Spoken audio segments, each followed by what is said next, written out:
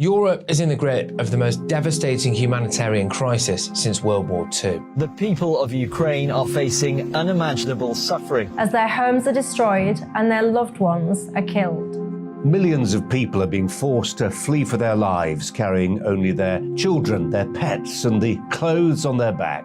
The pain, loss and destruction grows by the day. The people of Ukraine urgently need our help. Already a vast humanitarian operation is underway. Britain's Disasters Emergency Committee, or DEC, brings together 15 leading aid charities to respond to overseas disasters quickly and efficiently. These charities include the British Red Cross, CARE, Oxfam, Save the Children and World Vision. Their teams are working on the ground in Ukraine and neighbouring countries to bring vital aid to those who need it most. If you can spare it, your gift to the DEC's humanitarian appeal will go a really long way. £10 provides essential hygiene supplies for a person for a month. £50 provides blankets for 4 families. £100 provides emergency food for 2 families per month. It's easy to give. You can donate online at dec.org.uk or call the 24-hour donation line on 0370 60 60 900. If you prefer to send a cheque, please post it to the Ukraine Humanitarian Appeal, PO Box 999, London, EC 3A 3AA.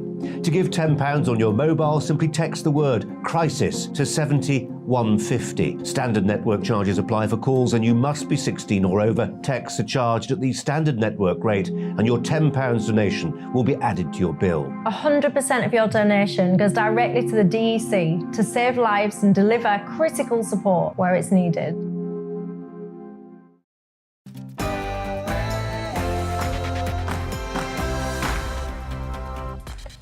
Hello and welcome. I'm Alastair Stewart, and for the next 2 hours I'll be keeping you company here on TV and radio with the stories that really matter across the country and across the world. We've plenty coming up. I'm joined here live in the studio on the sofa with freelance journalist and author Rory McCallion and former Minister of State for Europe Denis McShane to help me unpick all of the latest developments on the Ukraine crisis, especially those talks about negotiations. Also, as many are taking to the streets over the cost of living crisis, Lord Stuart Rose, chairman of ASDA, on what it could mean for the UK economy as a whole. But first, let's bring you right up to date with all of the GB News news. Here's Olivia Guthrie.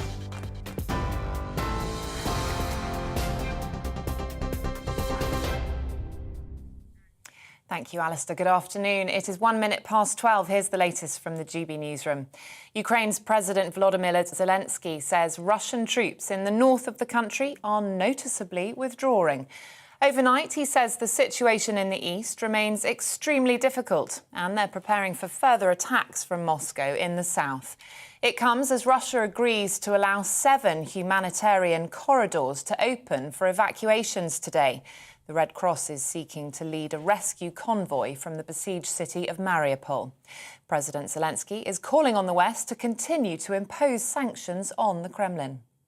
In the north of the country, the occupiers continued to retreat, slowly but noticeably. In the east, the situation remains extremely difficult. Russian troops are moving to Donbass and towards Kharkiv. They're preparing new strikes. We're preparing an ever more active defence.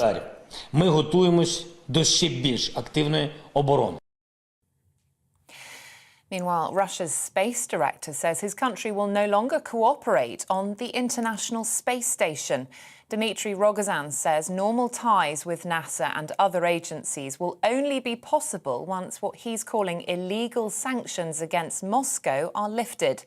It's after an American astronaut and 2 Russian cosmonauts landed safely in Kazakhstan on Wednesday, having left the ISS on board the same capsule.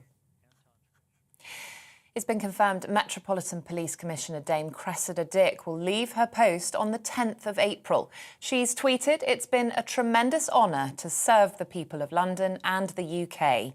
Dame Cressida quit in February after the Mayor of London said he'd lost confidence in her leadership. Protests are expected to take place across the UK today over the rising price of energy bills. Yesterday, millions around the UK saw their energy bill increase by an average of £700 a year as the price cap rose. An austerity campaign group says the demonstrations will highlight the real hardships people are facing, with many having to choose whether to eat or heat.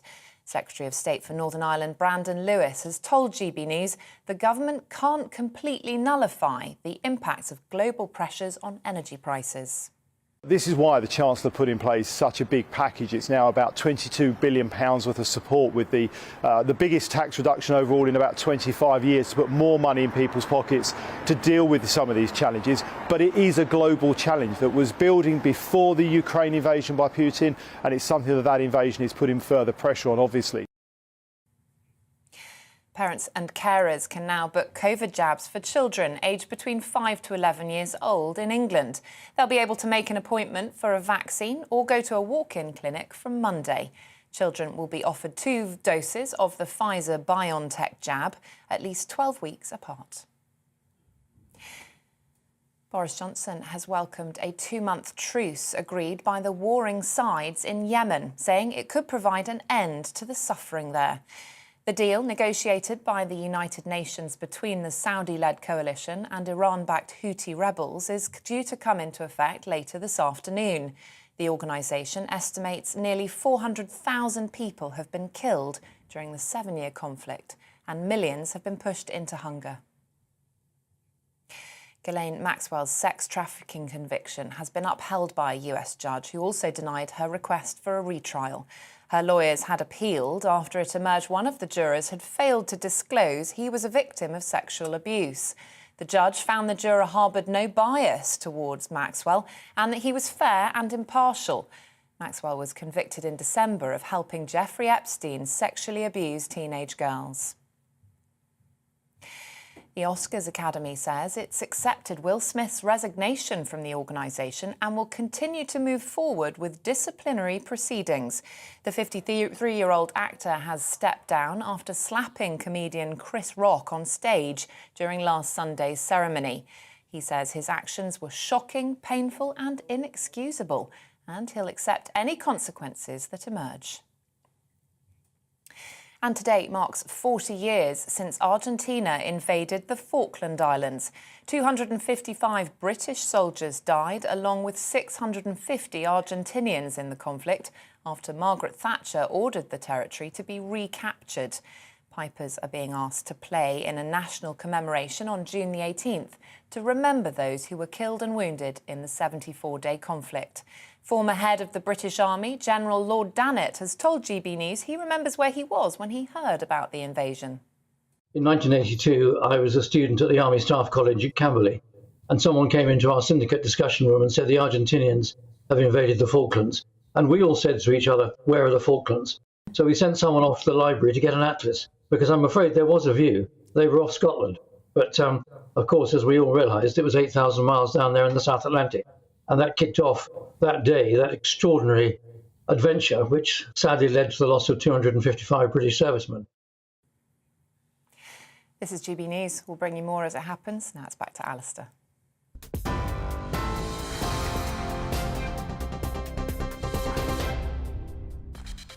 Olivia, thanks very much indeed. Blimey, if they thought the Falklands were off Scotland, I dread to think where they thought South Georgia was. Anyway, welcome. You're with Alastair Stewart and friends. Coming up this afternoon, we are going to be discussing negotiations. Is there any hope that negotiations can end that war in Ukraine?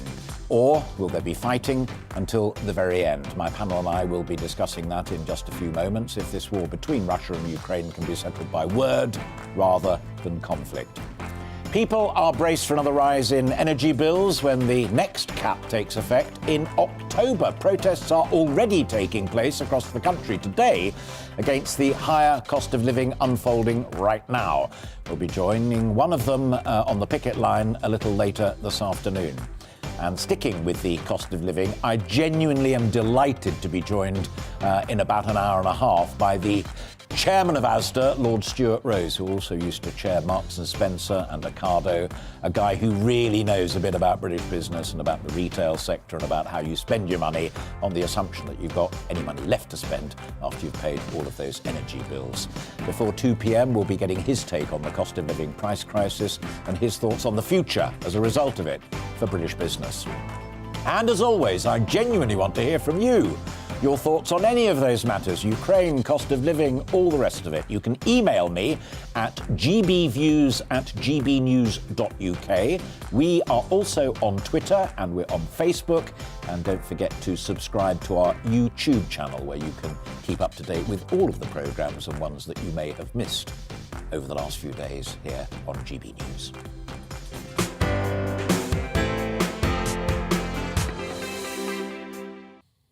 War, however you dress up the language, is seldom a good way to resolve disagreements. People suffer, many die. After more than a month, the war in Ukraine still rages. Negotiations are less bloody, less costly, and they take trust and goodwill. Both are in very short supply right now. In The Godfather, there's the famous line, "I'm going to make you an offer you can't refuse." Well, many offers have been made, and all, thus far, have been refused. But still they talk, and that's good. Offers have come and gone, none have proved acceptable, but still they try. Is Putin being told the truth by his own side, generals and senior spies? Is Ukraine's President Zelensky upping the ante? He's also sacked 2 of his own generals and allegedly is behind the attack on an oil depot within Russia. Who'd be a negotiator with these 2 as the key players? Well, today we'll look at the art of negotiation, the players and the stakes with a senior academic and a former trade union chief who's done a bit of negotiation in his time. And that cost of living crisis, well, there are protests, as I said a moment ago, and as Olivia reported in her news, protests up and down the country. Today, our reporters are out and about with them. Given it's poised to drive many folk to the brink of bankruptcy and perhaps even beyond, what does it risk, however, for the UK economy, upon which we all depend? People trying to make ends meet, buying less goods and services, and that is bad for business, it's bad for Britain. I'm joined by a top business commentator and a king of the high street and a master of matters economic and political, Lord Stewart Rose. He'll be with me in about an hour and a half. We'll also hear from some of those good folk trying to help the hard-pressed victims of the war in Ukraine, citizens who just went there to try and help, the barriers they hit and the stories that they heard. And on all of that, let me repeat it, because it does matter to us. I'd like to hear from you on negotiating, on standing your ground, your hopes and your fears about the economic outlook here at home and how it feels to help others. Email me at gbviews@gbnews.uk, tweet, Facebook and all the rest of it.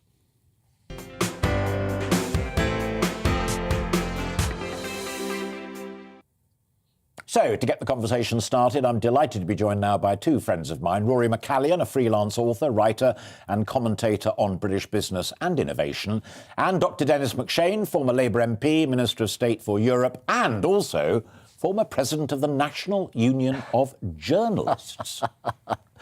I remember you joining us, Alistair. You made a great contribution over the years. Well, one tries. I'm going to start with you because the negotiation bit, you had to do that when you were Minister of State in Europe. And also the trade union bit aside is not a joke. I mean, that involves negotiations as well. So page 8 of the Telegraph, UK playing politics with peace talks. I read that, but that's just a Daily Telegraph attack on Germany. Normally it's France. You pick up the Daily Telegraph and they have a little pop at Macron, they have a little pop at Scholz, the German Chancellor, maybe a pop at the European Union President. It's just in their blood. It's rather silly. And actually, I think it plays into Putin's hands because he loves to present the idea of the West, from Biden and Canada right through to Poland, being divided or chipping at each other. I praise the position of Boris Johnson and the British government on this. He's not really part of the negotiating outlook, but I also praise the fact that Mr. Zelensky phones up President Macron and says, "Can you talk to Putin?" Zelensky can't talk to Putin. Macron can. and he puts forward the case to Putin. Yeah. When you were last on the programme, you talked a little bit about the energy dimension of all of this. Yes. And to use that dreadful phrase, but it's accurate in this, I mean, in terms of Russian oil and gas, Germany has more skin in the game than anybody else, and they're facing a real problem. They're actually talking right now, Germany, about rationing energy supplies to industry because homes have got to have it first. Well, I think they're talking about rationing across the board because they're getting 50% of their gas and about the same amount, maybe a bit less, of their oil from Russia. They've become very, very dependent on Russia for their energy supplies. And it's not just energy, because oil and gas is used in fertilizers. So we're looking at a food problem this year, because the farmers can't afford to put fertilizers on the field. It's used in plastics, it's used in manufacturing, it's used in all sorts of things that you may not necessarily think of, even pharmaceuticals. So yes, there is going to be or they are talking very strongly about rationing, because where else can they get it from? That is the problem. There is no alternative supply at the moment. We've seen the Americans, their fracked oil and their shale oil and fracked gas has recovered to the same sort of output as we were seeing in December. It's about 12 million barrels a day. But they are apparently resisting going any higher because, let's face it, if you're in business to make money, which the energy corporations are, they are making a lot of money at the moment. So there is something to be gained by actually controlling the supply themselves. Let me drag both of you back to this notion of negotiation as well. A fascinating piece under the banner analysis in the Times, which means it's not just reportage. Someone's actually given it a wee bit of thought. And it's a war of two halves for Abramovich, as he hopes that he helps peace talks with help to lift sanctions. Talking about people with skin in the game, blimey, Abramovich has. Chelsea fans as well. I thought he was no longer the chairman. Well, it's a bit... I thought it was up for grabs. Yeah, we'll see. No, I mean, Mr. Abramovich is a very skilled business person. He's always been intimately linked with politics. He was named governor of Siberia or Upper Siberia by Putin 20 years ago. Didn't he form a political party to support Putin when he first took over after... I think so, but it was all subsumed into United Russia. So like Marseille in France. He has got... a very shrewd outlook. Now, and he's got the trust, apparently, of Zelensky. But in the end, I think we talked about the Falklands a moment ago.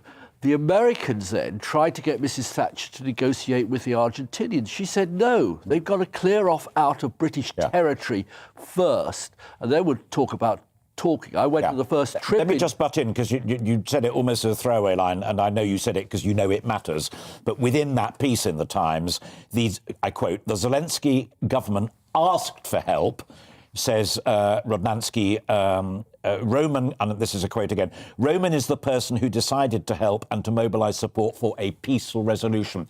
So he's not freelancing. He is acting on behalf of Zelensky and team. Yeah, I mean, President Zelensky rightly is asking everybody to come in and help, either directly with military supplies and support, which we're providing, but also in putting all sorts of international diplomatic other pressures on Russia. But in the end, as in the Falklands, that war stopped because the Argentinians were defeated.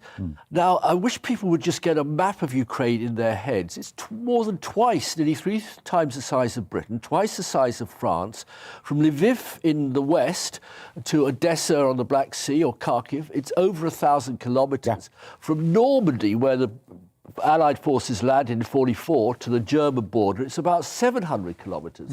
So this notion that Russia can conquer this enormous landmass, occupy it, I mean, if they occupied it under any conditions, there would be an insurrection, there would be guerrilla attacks, Russian soldiers and quislings would be shot. People will say, is Putin getting the right information? Putin speaks and reads fluent German. So he's, unlike most politicians in Britain, he actually has another language and can get another source of information from another country. I think he knows what is going on. He needs, though, I think, to have more pressure put on him, which is why Britain and America and the West should be less pusillanimous and really help Zelensky and the Ukrainians with far more military gear. So give them the tools and they can start finishing the job. Is another major theme in a lot of the newspapers about stumping up with the real gear. Another point on the art of negotiation. It is, as Dennis just said, it's a give and take thing. And there was a former top British general who was quoted, I think, in the Daily Mail yesterday morning, basically saying, within the context of negotiations, if we concede anything to Putin, then brutal aggression has won and NATO has lost. Yeah, I mean, Dennis's point of the Falklands is we won. Game, set and match. Yeah, I did hear that thing about essentially that NATO has lost. I think that was a bit of an exaggeration. But yeah, I think we can draw some parallels with the 1930s, that every time Hitler was allowed to do something, he came back for more. Would he be satisfied with the old Donbass and Crimea? Apparently not, because he already had that. So he's looking to get the east, essentially Luhansk and... he didn't have all of it, and in any case, the Donbass, that used to be the great coal and heavy steel. You know about industry, Rory, production centre for the whole of the Soviet Union. Yep. But steel, coal? Come on. A bit like the Ruhr Valley. Yeah, but steel and coal today? Yeah. I mean, that's yesterday. That's 20th century economy. So even if he gets, a lot of rusty old steel plants, he's not going to make any money out of it. And frankly, when I hear generals, somebody once said war is too important a thing to be left to the generals. Offensive remark, joking remark, but especially generals who think that the Falklands are off the Scottish. And the other one yesterday, General Sir Parker, who said that NATO had been defeated. God, I mean, is he speaking for Putin or what? But the important thing is, I can tell you, I wouldn't leave any diplomatic negotiations or peace efforts to generals. They are men of war, God bless them, and the profession of arms. But you would give an oligarch a bit of a run. I'm happy to see anybody step in. Me too. And I don't. People are chipping, a bit of Macron, a bit of Scholz. Yeah. Final word on negotiations. I was going to say there are two things. You can either give your enemy a golden bridge over which to retreat, that's Lao Tzu, or you can get them to accept reality. And I think there is a reality in Ukraine, which is that they're not going to win. The Russians are not going to win. They may not be defeated. That's right. But they're not going to win. Yeah. And then you have to bring in the golden bridge. Yeah. Let him have something, give him some way to retreat with honour. What's the Americans call it, an off-ramp? Yeah. Yeah, which I'm not one I'd heard before this war started, but there we have it. The other thing I said to both of you I wanted to talk about, because people are utterly gripped by it, but you're formerly in government, you know more than most people I know about British business and industry. The cost of living crisis, I mentioned it to you in passing. Yeah. Robert Halfon was on the programme I did on Thursday and talked about Price Watch, because folk are still cross that although Rishi only took 5p off the fuel duty, it was a good thing and people celebrated. It's still not getting through. No. That is an outrage. It is outrageous. I told you about the petrol station just down the road. I get diesel and it's at 179. It was at 179 on the morning of the budget and it's at 179 now again. But on Wednesday, instead of going down 5p, it went up 5p. And then came down 5p on Thursday morning. And then you made the huge mistake of getting some domestic oil as well. Yeah, I did. I ordered the oil yesterday because I'd almost run out. I should point out that if you just come to me for the briefest moments, Rory and I both live in the middle of nowhere. Yeah. Therefore, we have domestic oil to heat our homes. Yeah. I got some in December and it was just over £200. And yesterday, it's nearly 500 quid. Which is a lot of money. And I was feeling pretty smug, actually, because on electricity, I came off my fixed price contract and I've gone straight onto variable and it's only gone up 20%. But the oil has doubled. And it's doubled in 3 months, more than doubled in 3 months. And it's actually quadrupled compared with this time last year. What I should have done last year was buy one of those tankers that they were actually paying you to take away. Are you in a state of political confusion when you hear the Labour Party saying don't put taxes up, bring them down, whether it's the national insurance one or levies or the rest of it. Labour now seeming to be in the colours of what the Tories used to be when you and I and Rory were growing up. We kind of understood that, the Tories cut tax and reduce spending, and it's now Labour who is saying, don't do that, go down. I'm not going to make a party political point, but clearly... Nor was I, but I do find it genuinely intriguing. Well, I mean, the great success of Tony Blair, I remember seeing the posters on May the 1st, 1997.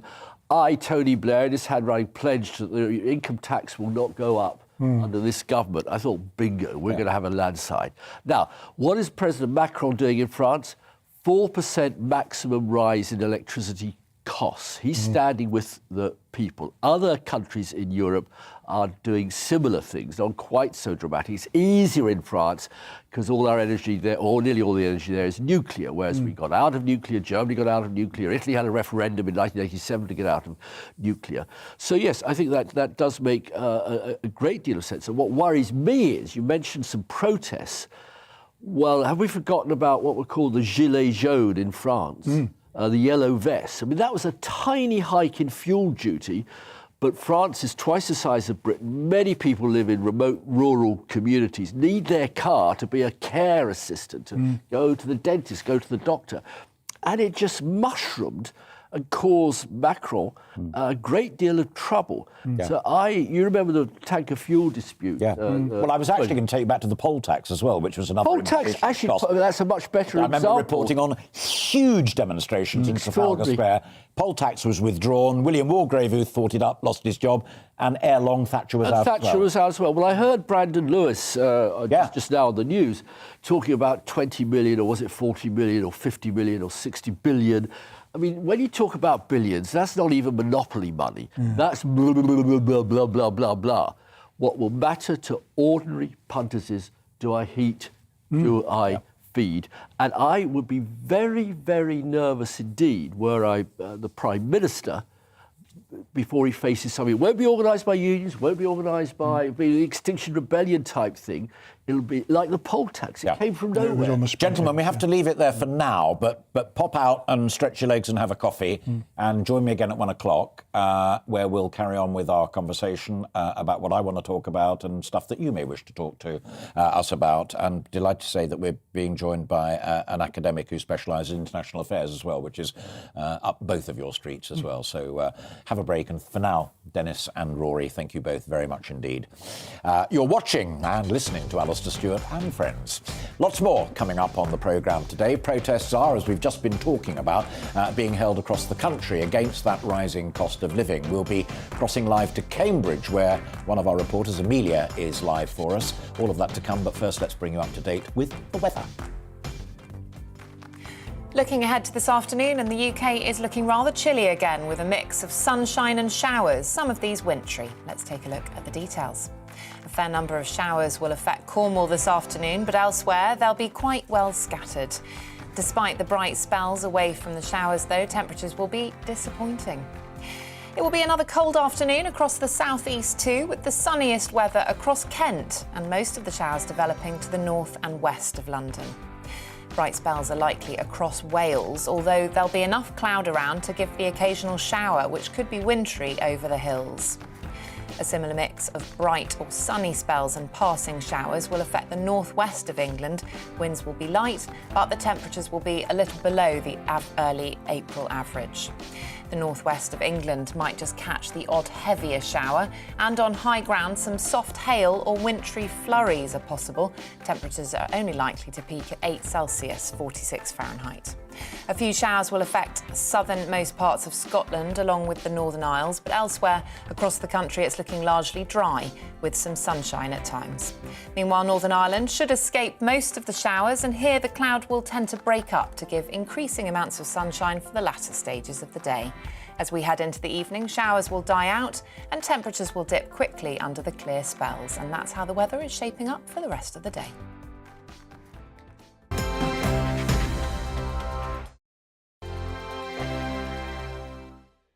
Europe is in the grip of the most devastating humanitarian crisis since World War II. The people of Ukraine are facing unimaginable suffering as their homes are destroyed and their loved ones are killed. Millions of people are being forced to flee for their lives, carrying only their children, their pets, and the clothes on their back. The pain, loss and destruction grows by the day. The people of Ukraine urgently need our help. Already a vast humanitarian operation is underway. Britain's Disasters Emergency Committee, or DEC, brings together 15 leading aid charities to respond to overseas disasters quickly and efficiently. These charities include the British Red Cross, CARE, Oxfam, Save the Children and World Vision. Their teams are working on the ground in Ukraine and neighbouring countries to bring vital aid to those who need it most. If you can spare it, your gift to the DEC's humanitarian appeal will go a really long way. £10 provides essential hygiene supplies for a person for a month. £50 provides blankets for 4 families. £100 provides emergency food for 2 families per month.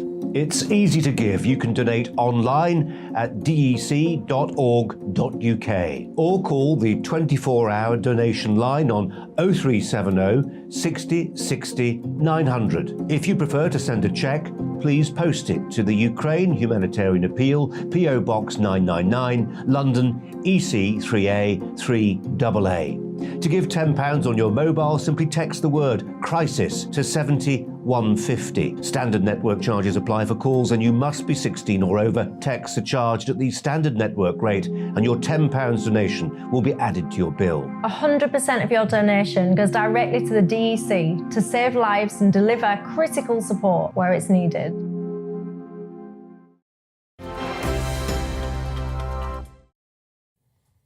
Welcome back. It's 12:29, just coming up to 12:30 this Saturday afternoon. You're watching and listening to Alastair Stewart and friends here on GBNews TV and radio. Protesters will take to the streets in Cambridge and elsewhere as part of a nationwide demonstration against the cost of living crisis. The People's Assembly campaign group have planned the protests, which are also being held in London, Cardiff and Glasgow, amongst other cities. Well, our East of England reporter Amelia Harper is in Cambridge for us now, where the protests have just begun. Amelia, what's the turnout looking like?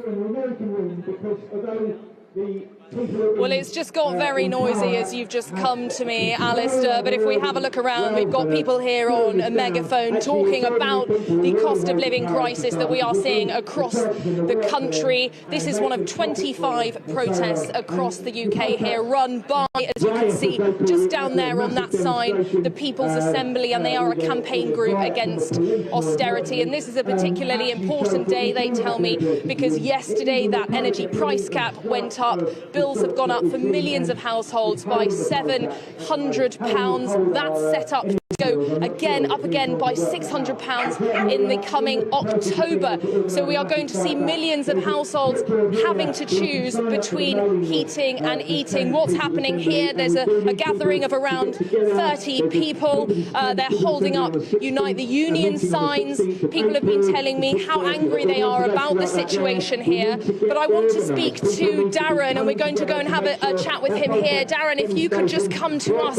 It's very noisy, so we're going to take a step over here. Darren, you are here today to tell us about what is going on, how you feel about today, what's happening. Yeah, well, I'm here today because yesterday, on the 1st of April, the energy price cap was raised by £600 for every household in this country, on the same day that MPs gave themselves a £2,200 pay rise, and this was done by the Tory Chancellor Rishi Sunak, who's the richest MP in Parliament. And at this time of cost of living crisis, I think we can see whose side the Tories are on. And I'm living here in one of the most unequal cities in the UK, Cambridge, where there's a life expectancy gap of 11 years between the richest and the poorest. And I'm here because I'm really worried that people aren't able to pay the bills, they aren't able to heat their homes, and they're not able to feed their children.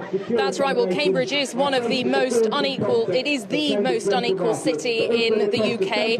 Are you worried about people that are really on that red line going forward now, especially October, another £600 increase? Yeah, absolutely. We have something called the Cambridge Solidarity Fund here, where people can apply for a £50 grant. And yesterday it reopened, and the website crashed because there were so many applications, which I think shows just how many people in this city are really in need. And I think we just need to take it back to where this is coming from. We're in a crisis. Energy prices are rising, and the Tory government are not doing anything to support people. Everyone listening at home will know that energy prices are going up by about £600 as of yesterday. Like you say, they're going up again in October. The money's there, but it's not getting through to ordinary people, and it's the most vulnerable who are suffering. Absolutely. Well, thank you, Darren, for your time. You speak very passionately about the issue you and millions of people are facing. Well, the government says they are trying to help. They say they have pledged millions of pounds in that spring statement. However, for people here, they don't think that's enough. Amelia, thank you very much indeed, and through you, thanks to your guest as well. Amelia Harper there reporting live for us on that protest in Cambridge. And don't forget, at about 1:30, I'll be talking to Lord Stuart Rose, the former chairman of Marks and Spencer, now the chairman of ASDA, for the take of British business on what the cost of living crisis actually means. You're watching and listening to Alastair Stewart and Friends here on GB News, TV and radio, where we have plenty more still to come this afternoon. Fewer than 10% of the 28,300 Ukraine refugee applicants have been issued visas in order to come to the UK as part of the Homes for Ukraine scheme. We'll be speaking to someone who has just come back from Ukraine and seen firsthand how the problems those seeking visas have unfolded for those trying to flee that war-torn country. But first, let's bring you right up to date with all of the GB News news. Here once again is Olivia Guthrie.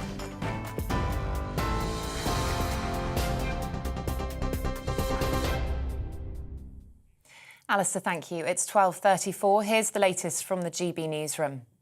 Russian troops are pulling back from northern Ukraine, slowly but noticeably. That's according to Ukraine's President Volodymyr Zelensky. He says the situation in the east of the country remains challenging and they're expecting further Russian attacks in the south. It follows agreement between the two sides to open 7 humanitarian corridors for civilian evacuations today. Meanwhile, Russia's space director says his country will no longer cooperate on the International Space Station. Dmitry Rogozin says normal ties with NASA and other agencies will only be possible once what he is calling illegal sanctions against Moscow are lifted.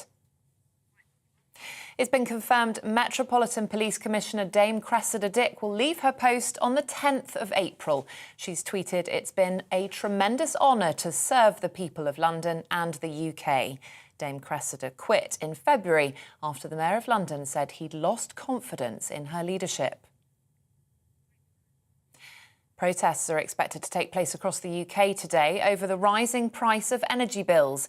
Yesterday, millions saw their energy bill increase by an average of £700 a year as the price cap rose. An austerity campaign group says the demonstrations will highlight the real hardships people are facing, with many having to choose whether to eat or heat. And parents and carers can now book COVID jabs for children aged between 5 to 11 years old in England. They'll be able to make an appointment for a vaccine or go to a walk-in clinic from Monday. Children will be offered 2 doses of the Pfizer-BioNTech jab, at least 12 weeks apart. TV, online and DAB Plus radio. This is GB News. Now it's back to Alistair.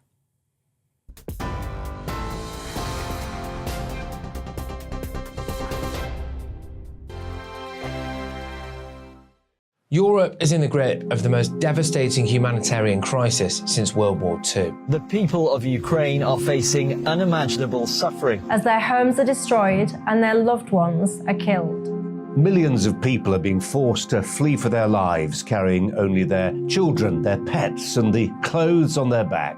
The pain, loss and destruction grows by the day. The people of Ukraine urgently need our help. Already a vast humanitarian operation is underway. Britain's Disasters Emergency Committee, or DEC, brings together 15 leading aid charities to respond to overseas disasters quickly and efficiently. These charities include the British Red Cross, CARE, Oxfam, Save the Children and World Vision.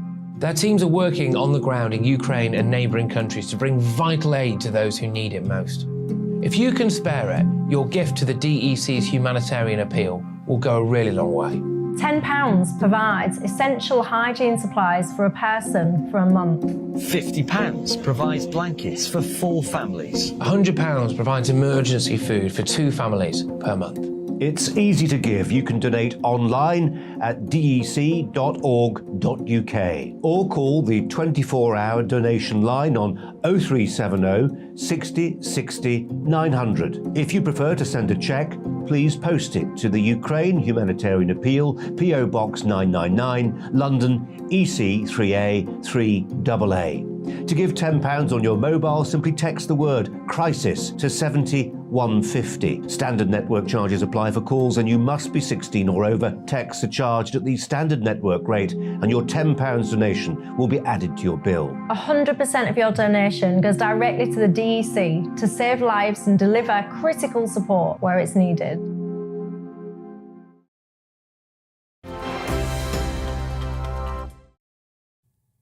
Welcome back. It's just slipped past 22 minutes to 1. You're watching and listening to Alastair Stewart and friends here on GB News, TV and radio.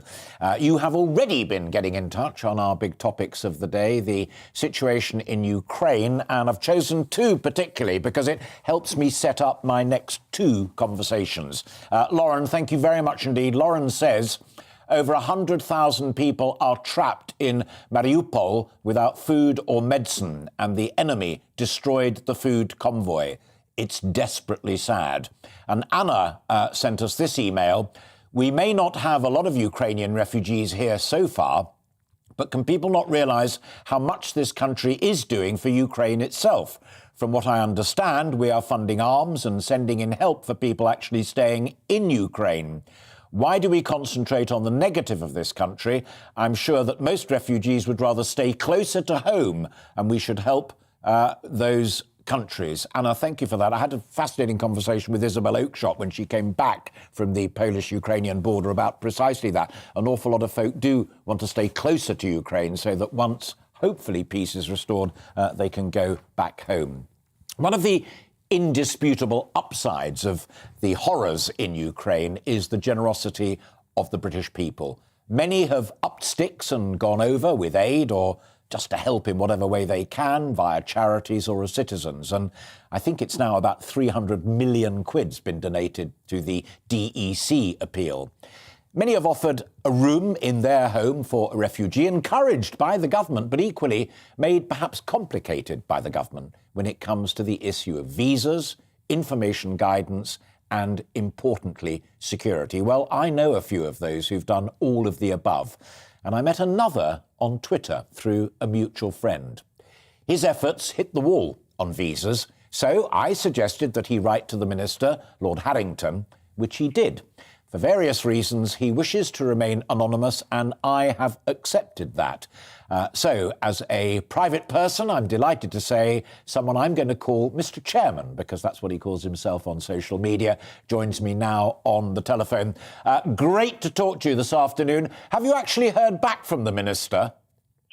Alistair, good afternoon, and thank you very much for having me on the programme. It's much appreciated. At this point in time, no, I haven't heard back from him at all, no. Unfortunately, it's been about 5-6 days now since I wrote to him.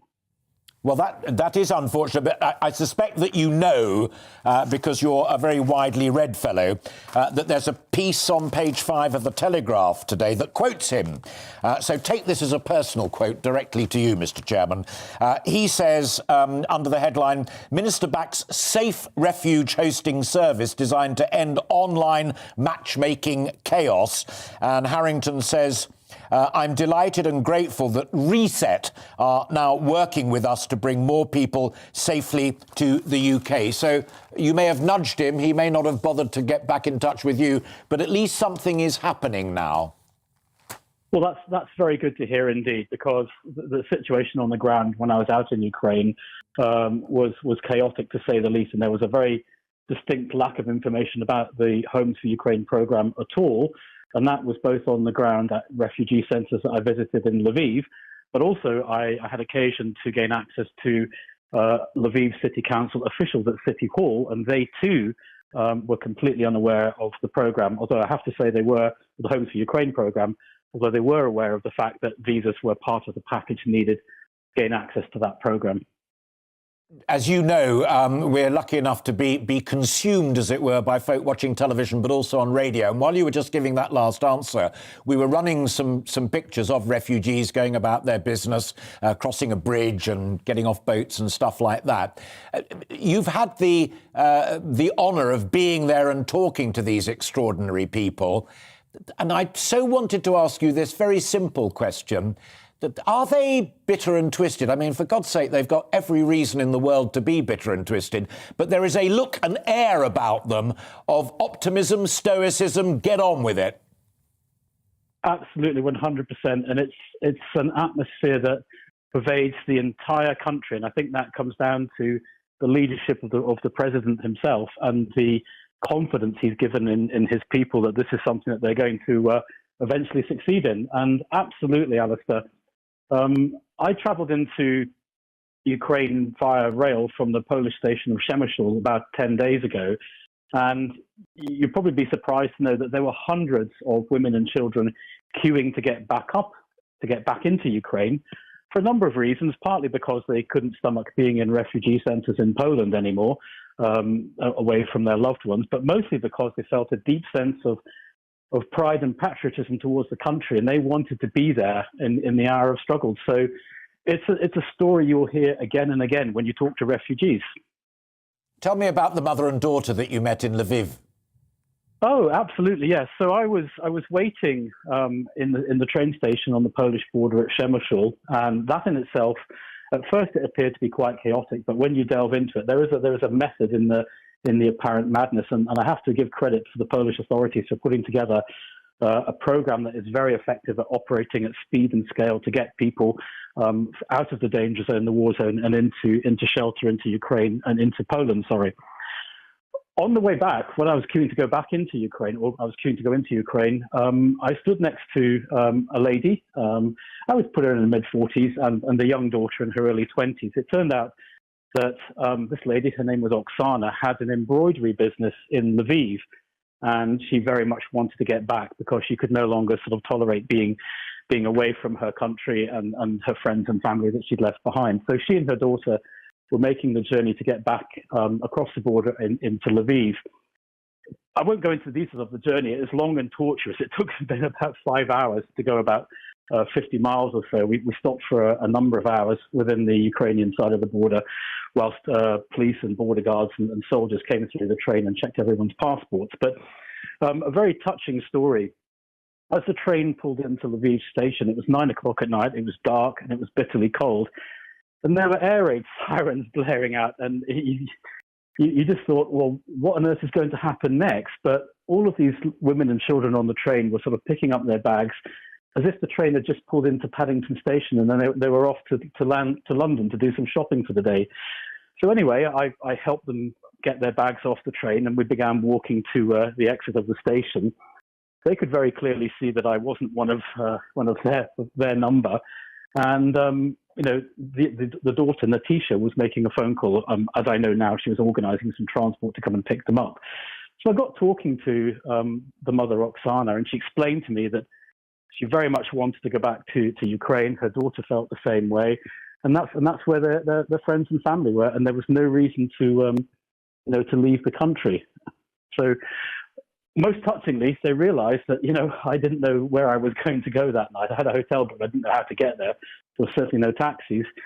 So they took me under their wing, and they absolutely insisted on taking me to the door of my hotel. And in that car journey, I was sitting in the back of the car talking to Natisha, and she too, 22, 23 years old, a student, was exactly the same mindset. This was her country. She felt great patriotic pride. Yes, she was scared about going back. They were all scared.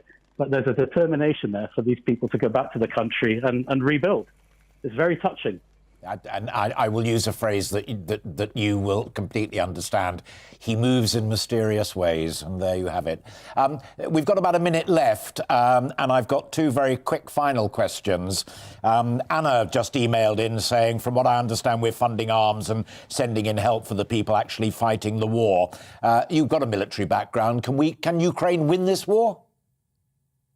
But only with the help of those people who've decided to give them help militarily. And I'm trying to avoid the NATO word, but I guess I can't avoid saying it. As long as they get help from NATO, yes, they can. It's a war of attrition now. The retreat or withdrawal from Kiev, I wouldn't place too much emphasis on that. It's just a reorganization and a regrouping so that forces can be concentrated elsewhere. But wars are won through attrition. And it's down to making sure that the Ukrainian military has all of the equipment it needs to prosecute that war and win it if they can get that support, they will win it. And only people who've seen war really are totally qualified to comment upon it. Today's the 40th anniversary of the Falklands, which you were involved in as well. What does that anniversary mean to you? Very poignant, indeed. I served 2 tours with the Royal Air Force Regiment down in the Falkland Islands in 1990 and 92. And like many people who've been deployed down to that region, I spent a lot of time touring the battlefields, names that will trip off the tongue: Tumbledown, Longdon, Two Sisters, San Carlos and Goose Green. And even today, you can still see in the sort of cliff faces of Two Sisters, for example, great chunks of rock missing where the shrapnel hit the positions. It's very, very poignant indeed. Ultimately, I know that Argentina is making noises again about, discussions about the Falkland Islands, but we should never forget that ultimately it's the wishes of the Falkland Islands, and that's why we went down there in the first place. And we should remember that as the talks move forward. So yes, very poignant indeed. Great to talk to you.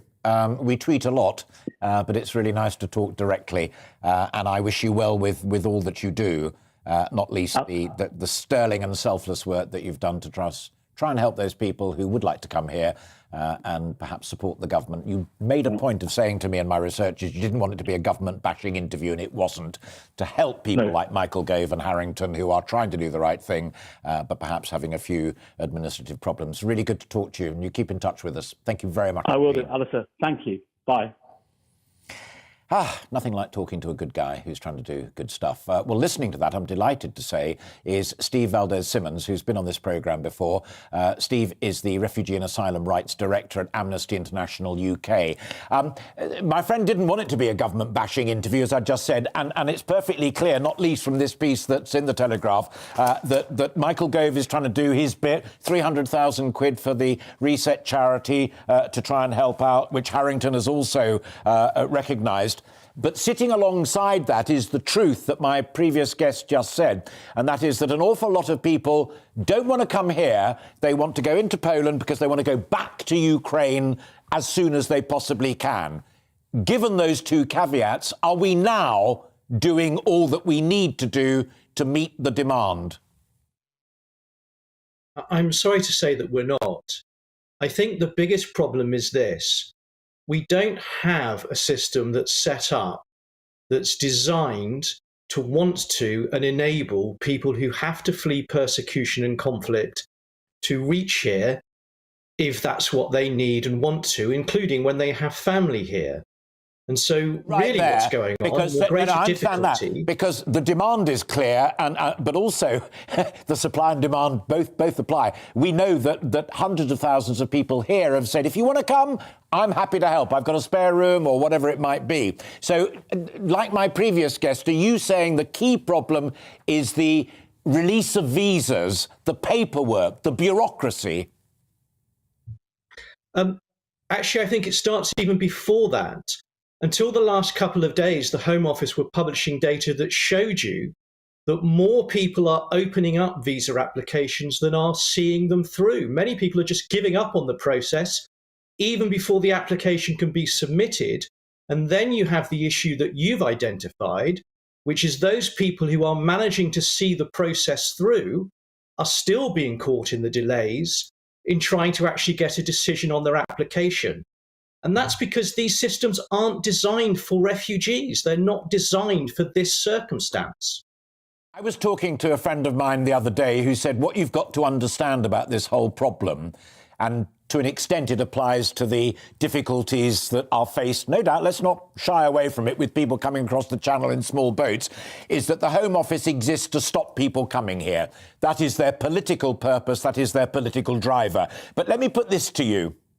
It is a huge political mistake for any politician, whether it's Richard Harrington or Michael Gove, to stand in the way of folk here in the UK who want to do a good thing for folk elsewhere.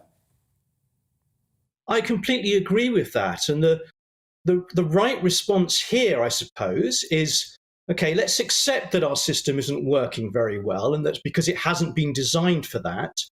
Couldn't we now say, well, look, what can we do? It will take time and effort, but what can we really do to change this system specifically for people who have to flee conflict and persecution, and tap into, as you say, the wonderful response of many people, many British people who want to help, including by providing homes. But it doesn't just have to be by providing homes. There's lots of useful, supportive, welcoming things that people can do for refugees in this country.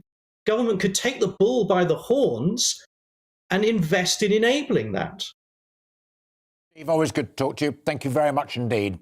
That was Steve Valdez-Simmons, who's Amnesty's UK Refugee and Migrant Rights Programme Director. You're watching and listening to Alastair Stewart and Friends here on GB News TV and radio, and we've lots more still to come on the programme this afternoon. UK is set to be the first to recognise those with Down syndrome under law. The bill put forward by Dr Liam Fox passed its third reading yesterday and now simply awaits the royal assent. We'll be speaking to someone who helped write the bill and get it through. But first, let's take a quick look at the weather. Looking ahead to this afternoon, and the UK is looking rather chilly again with a mix of sunshine and showers, some of these wintry. Let's take a look at the details. A fair number of showers will affect Cornwall this afternoon, but elsewhere they'll be quite well scattered. Despite the bright spells away from the showers, though, temperatures will be disappointing. It will be another cold afternoon across the southeast too, with the sunniest weather across Kent and most of the showers developing to the north and west of London. Bright spells are likely across Wales, although there'll be enough cloud around to give the occasional shower, which could be wintry over the hills. A similar mix of bright or sunny spells and passing showers will affect the northwest of England. Winds will be light, but the temperatures will be a little below the early April average. The northwest of England might just catch the odd heavier shower, and on high ground some soft hail or wintry flurries are possible. Temperatures are only likely to peak at 8 Celsius, 46 Fahrenheit. A few showers will affect southernmost parts of Scotland along with the Northern Isles, but elsewhere across the country it's looking largely dry with some sunshine at times. Meanwhile, Northern Ireland should escape most of the showers, and here the cloud will tend to break up to give increasing amounts of sunshine for the latter stages of the day. As we head into the evening, showers will die out and temperatures will dip quickly under the clear spells, and that's how the weather is shaping up for the rest of the day.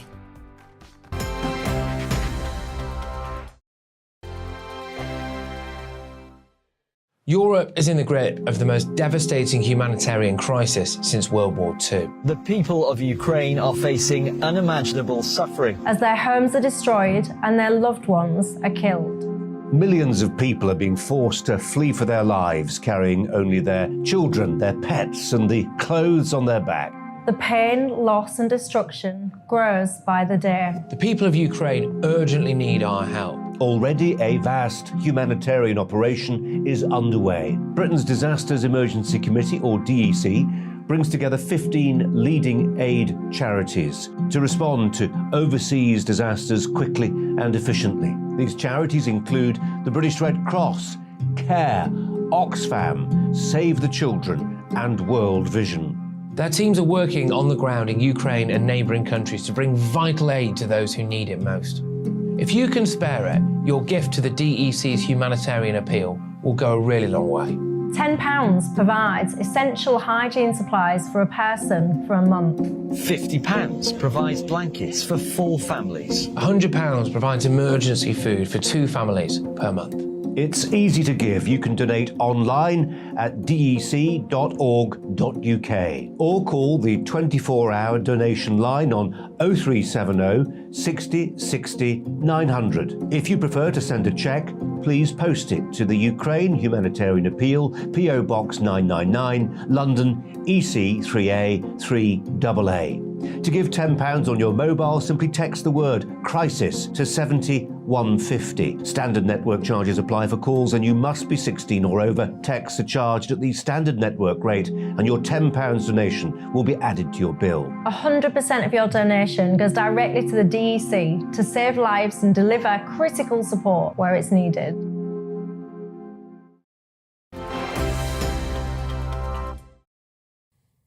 Welcome back. It's 2.5 minutes to 1. You're watching and listening to Alastair Stewart and Friends here on GB News TV and radio. Plans to ensure that people with Down syndrome get lifelong care have passed 3 stages in the Houses of Commons and Lords and is now on its way to becoming law in the UK. It requires what is called royal assent, when Her Majesty the Queen or one of her commissioners literally says, "La reine le veut." The Queen agrees. The former Defence Secretary, Dr. Liam Fox, who is also a doctor, has used his private member's bill space to introduce the legislation and has really championed the cause. Well, the bill has government support and, as I say, now awaits royal assent. Campaigners say the bill is more necessary now than ever because people with Down syndrome are starting to outlive their parents. Well, I'm delighted to welcome back to the programme Ken Ross, who's the founding officer for the Down Syndrome Policy Group, who also helped draft that bill.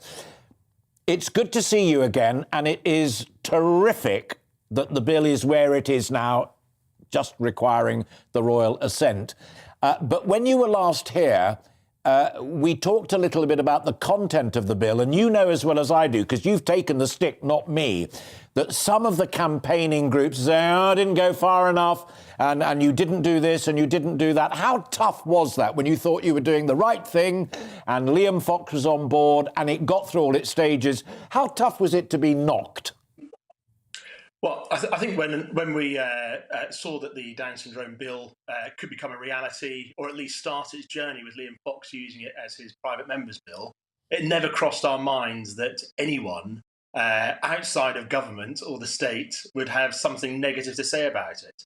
The private member's bill itself has to be quite narrow in scope. And where we've got to with the Down syndrome bill, is actually pretty wide for people with Down syndrome. There's been a lot of talk by government ministers, by Liam himself, to say that actually what's been put forward for this bill could easily be replicated for other conditions as well. So it's been tough seeing a bit of flack, but let's put it in context. There's about 10 people on Twitter who have made quite a lot of noise. They largely like each other's tweets. As far as we're concerned, they haven't said anything really of relevance, and actually they've shown, I suppose in one sense, sort of quite crass behaviour because nothing happens by revolution in terms of legislation. Everything has to happen by evolution. You have to have a starting point. Absolutely, and that's a crucial political point, because one of the points that Liam Fox has made is that to get Down syndrome talked about and on the statute book is in itself a major breakthrough. Now it's there. Other MPs, either this year or over the years, can then add to that if there is a need for it. But it's the point of principle of people talking about it and saying Down syndrome and rights, they go together in law.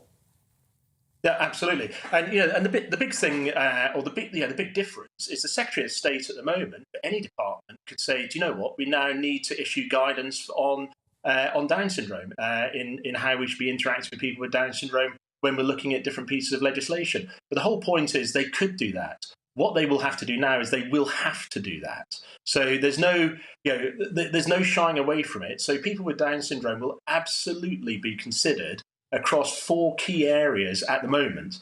So we're looking at health, care, education, and housing. And those in itself, they're areas that will impact people throughout their lives. There's going to be further attention given to employment in the guidance and the strategy. Really looking at existing bodies like the Education Authority, social care, in what they're doing to ensure that people with Down syndrome have the opportunity to work as well. So it is a really, really exciting time. I agree with you, Ken, and I'm delighted to have that conversation with you. And on your last point about education, we got special education needs being talked about in the new white paper as well. So that there's a relationship between the two issues as well. Ken, keep in touch. Well done. Congratulations. And don't let them knock you down. Don't let them get you down. That's fine. I know they won't. Great to talk to you, and we'll talk to you again soon, I hope. Thank you very much indeed.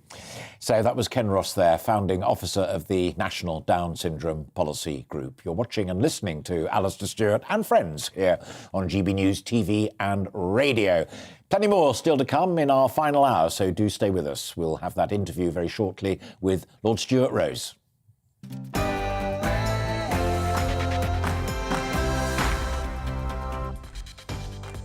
Hello and welcome if you've just joined us. The time is 2.5 minutes past 1. Hello and thanks for being with us if you have been with us since we started at 12 o'clock. I am Alastair Stewart and we're into the final hour of our programme. I'll be keeping you company here on TV and radio, and we have plenty more still to come, including that interview with Lord Stuart Rose. Rory and Dennis will be back with us very shortly to discuss the recent developments in Ukraine, and we'll also be joined by a security expert in this hour. All of that still to come, but first let's bring you right up to date with the GB News. Here, once again, is Olivia Guthrie.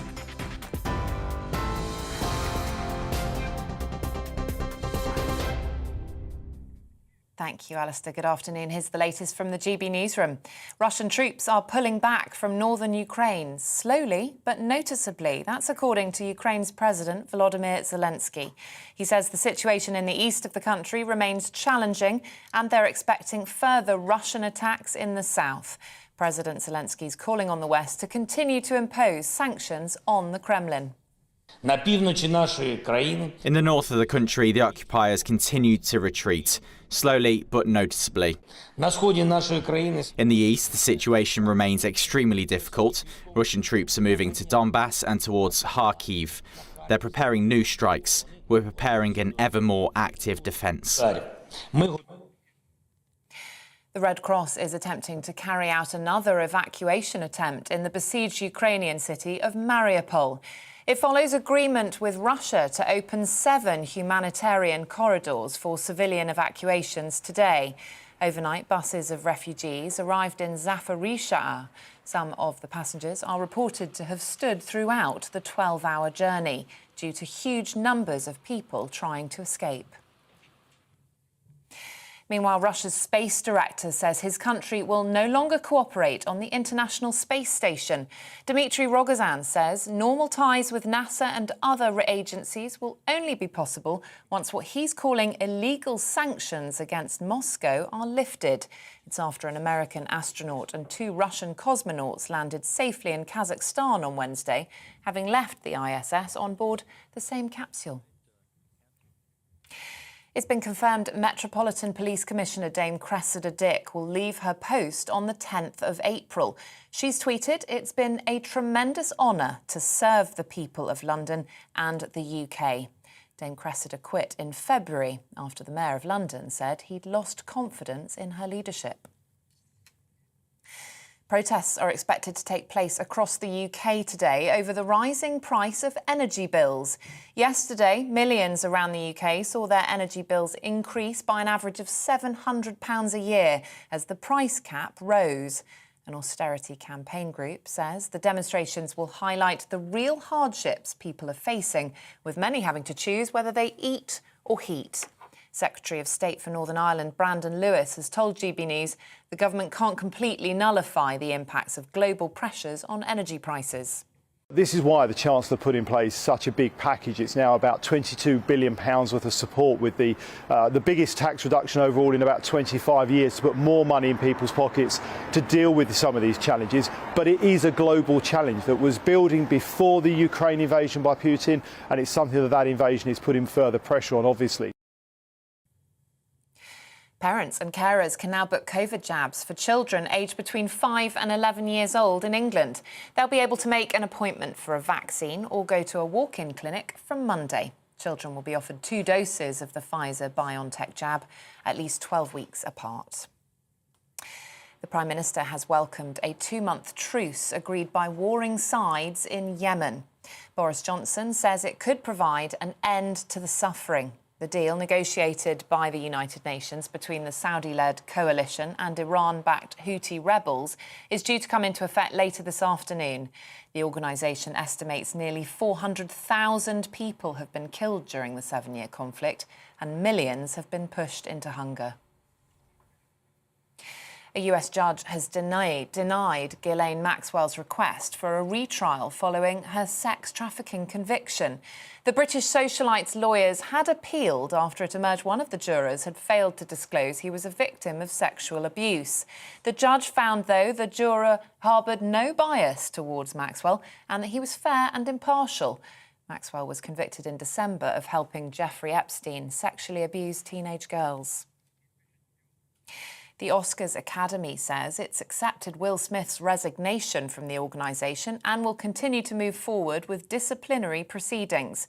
The 53-year-old actor has stepped down after slapping comedian Chris Rock on stage during last Sunday's ceremony. He says his actions were shocking, painful and inexcusable, and he'll accept any consequences that emerge. And today marks 40 years since Argentina invaded the Falkland Islands. 255 British soldiers died, along with 650 Argentinians in the conflict, after Margaret Thatcher ordered the territory to be recaptured. Pipers are being asked to play in a national commemoration on June the 18th to remember those who were killed and wounded in the 74-day conflict. Former head of the British Army, General Lord Dannatt, has told GB News he remembers where he was when he heard about the invasion. In 1982, I was a student at the Army Staff College at Camberley, and someone came into our syndicate discussion room and said the Argentinians have invaded the Falklands. And we all said to each other, where are the Falklands? So we sent someone off to the library to get an atlas, because I'm afraid there was a view. They were off Scotland. But of course, as we all realised, it was 8,000 miles down there in the South Atlantic. And that kicked off that day, that extraordinary adventure, which sadly led to the loss of 255 British servicemen. This is GB News. We'll bring you more news as it happens. Now let's get back to Alastair Stewart.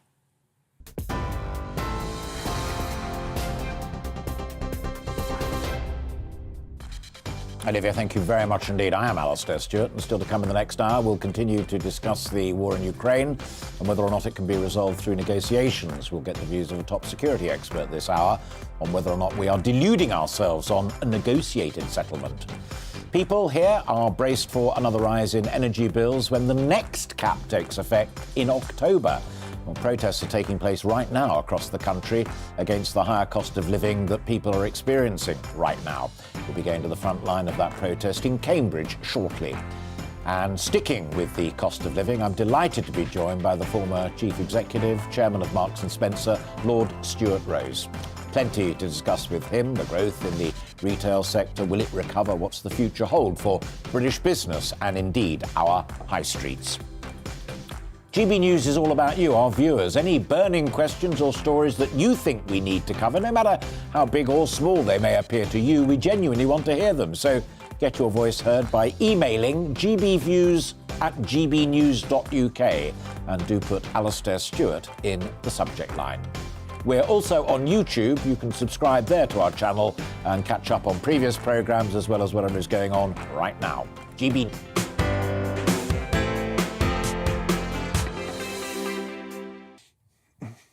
And going to return to our top story now, the issue of seeking peace in Ukraine through jaw and hopefully an end to war. Rory McCallion and Dennis McShane, who are with me at the top of the programme, are still here.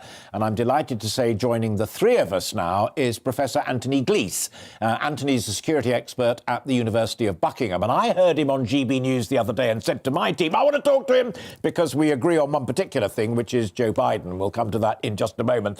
But let me put the first question to you, Anthony, if I may. And Rory and Dennis and I were talking about it earlier on. Do you believe that a situation as it has unfolded within Ukraine can be settled by negotiation? Well, it will be settled by negotiation. The question for me is, will it be settled by negotiation with Putin in the Kremlin, or will he be replaced? And what I would very much like to see is that we give the Ukrainians, they're very brave Ukrainians who really have taken the world by surprise.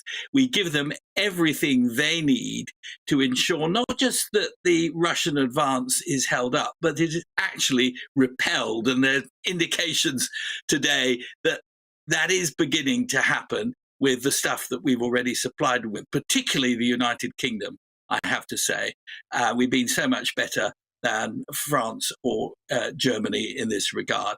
So, yes, there will be a negotiated end to this, but it must be an end that does not allow Russia to claim any kind of significant victory, because if it did, Russia, whether under Putin or anybody else, would try the same thing again. It's got to be less than a draw as far as Russia is concerned, and more of a victory as far as Ukraine is concerned.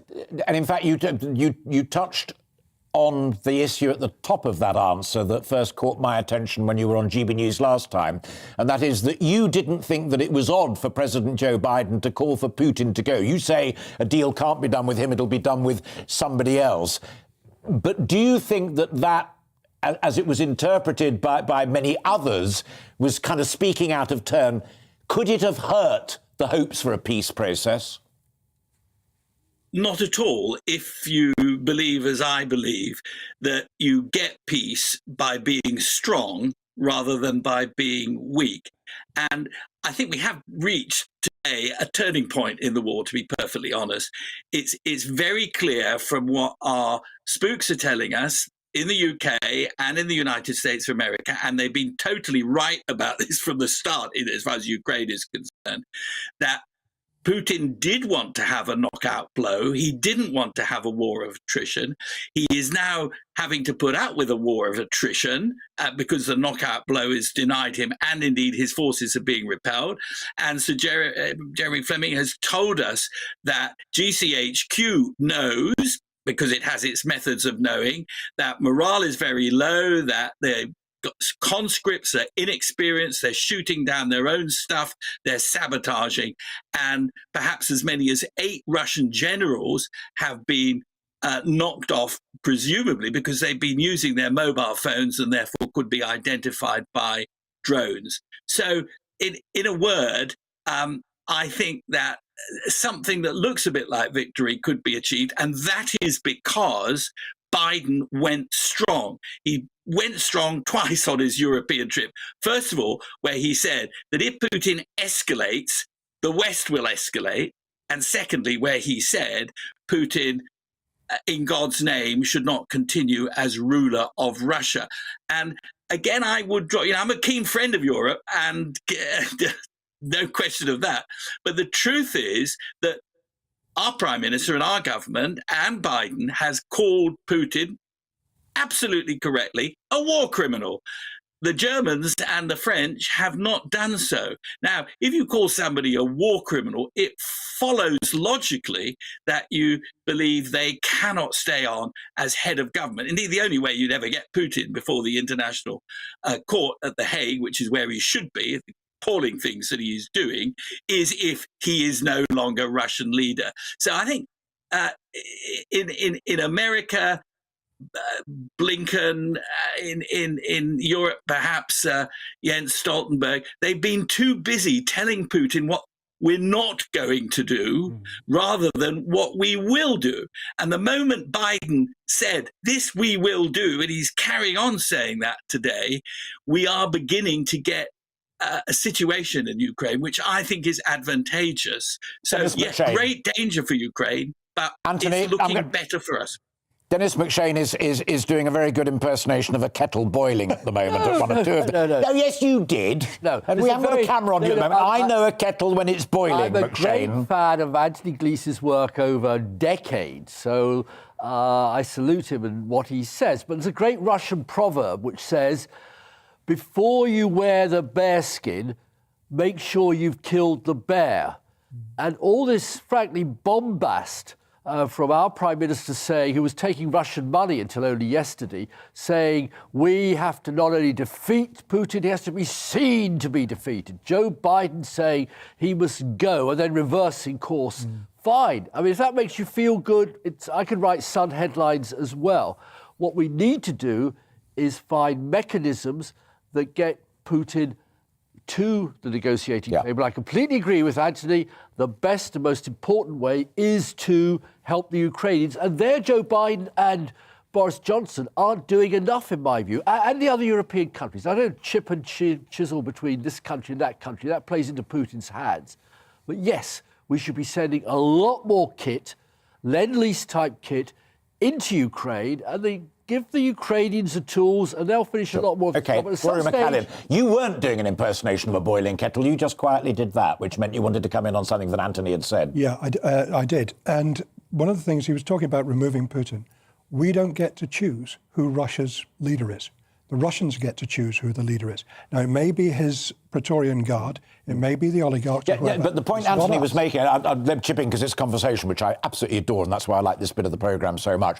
But the point that Anthony was making, is that, which I totally agree with, and I've said it as well, that if you are convinced, even if you're the President of the United States of America, that a guy is a war criminal and a brutal murderer, it then kind of flows that he should not be in office and the ruler of a great country. It may well do, but at the end of the day, he is. And he's the one who... So your point is one of principle. It's not for us to say. Well, it's not even for us. We're not even able to do it. If you're going to have a negotiation with Russia at the moment, you're going to be talking to Putin.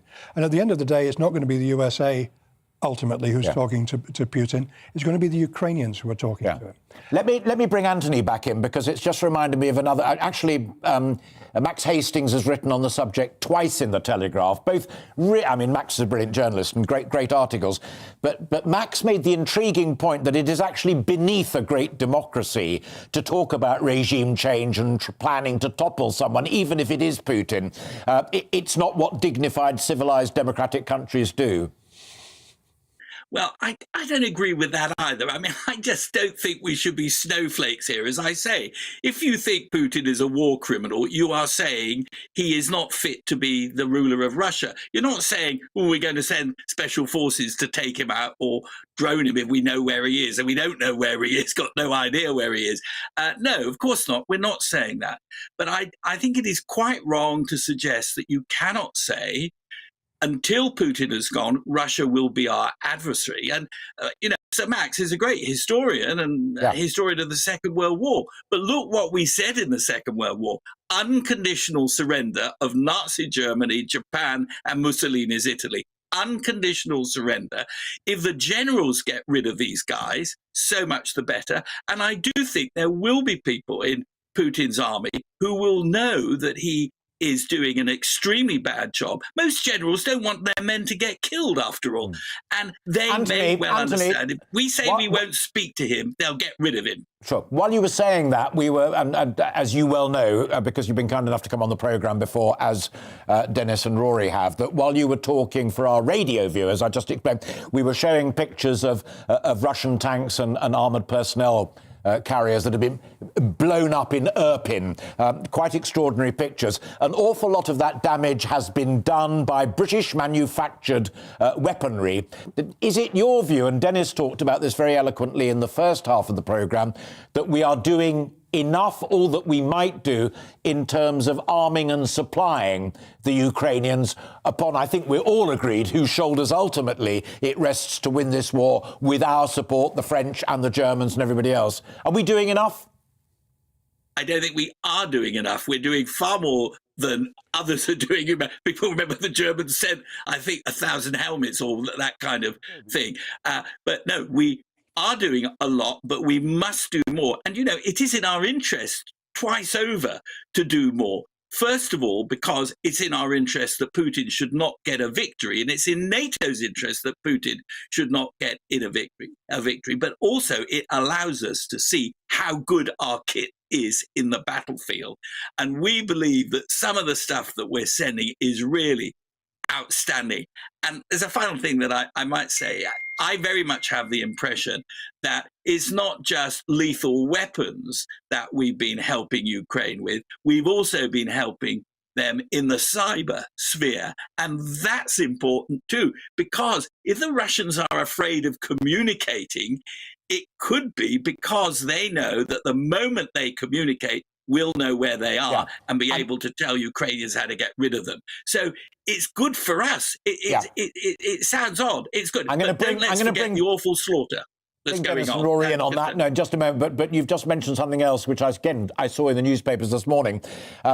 Since this war started, on this programme, we've been talking about the balance and the role of China.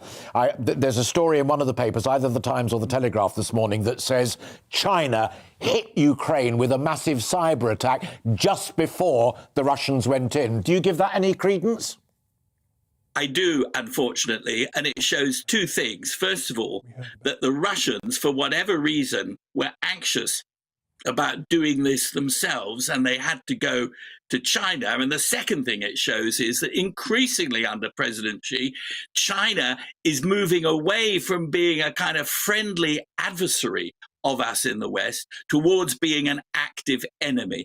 And whoever is with Putin in this appalling bloodbath that Putin is waging against the people whose only crime is they want to be free, whoever is helping him becomes our enemy. And that's another reason why I say this, at this stage of the war, the tectonic plates are beginning to shift. We have reliable evidence that Ukraine are resisting. We must give them more stuff.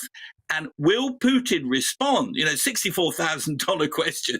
If we do get more involved, will Putin go for the nuclear option because he has nuclear tactical? I don't believe he will. I think his bluff will be called.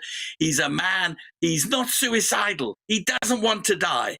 We can see what great care he takes of himself. And we're told, he's got, may well have cancer. I think it's important intelligence that he's surrounded by 35 doctors all the time, whatever it is. So he doesn't want to die. He is not going to press the nuclear weapon because he will be obliterated if he does. This is a conventional war. It must be brought to an end. It will be brought to an end once he's pushed carefully across the borders where he came from. Bag and baggage. Out. Yeah. Question, are we doing enough in terms of supplying military? We can always do more, but at the same time, it's got to be paid for as well by British taxpayers. Yeah, ultimately, you were talking about lend-lease, which is a possibility of repayment or getting paid for it in the long term. But the immediate need is actually for the production capacity. And have we got enough capacity? People were talking about us running out of the Javelin missiles quite quickly. I don't know if that was propaganda. I honestly don't. Because there's an awful lot of propaganda going on at the moment, and it's obscuring what is actually happening. But as much as we can give them, short of direct involvement, we should indeed do. Are we doing enough? They haven't been able to roll the Russian army back yet. You also crossed your fingers dramatically when he said about not nuclear weapons. Well, yeah, fingers crossed he doesn't go nuclear, but we cannot really rely on hoping for the best. We've also got to plan for the worst. And I think that some of the things that were said by President Biden about we're not going to go nuclear, we're not going to respond chemically, I think that was a mistake. I don't think we should rule out anything. We should say final point to you is first time, and you and I have talked about this many times in the past, first time in my generation, and my dad was an RAF Bomber Command guy, that I've heard an American president say we contemplate first strike use. Yes, the throwing out of nuclear threats on all sides is a problem. I mean, this view that if Putin says something, we immediately say, yes, we'll trump you a bit more. I'm not sure. We all would have liked Hitler to have died earlier on. We started the First World War saying it'll be over by Christmas, and we finished it by saying, hang the Kaiser. But in the end, there had to be negotiations. Yeah. And so I would not put all my money on that. What worries me much more is Liz Truss has just come back, or is coming back from India, mission a failure because the Indians are staying neutral or saying it's both sides responsible. China lining up against Britain. The whole of South America not supporting us. We feel great in England. We feel good in Washington, in European capitals. The rest of the world says once again, as over Iraq and Libya and Syria, and I supported all those interventions, the West, the white Western domineering powers think they can do what they like.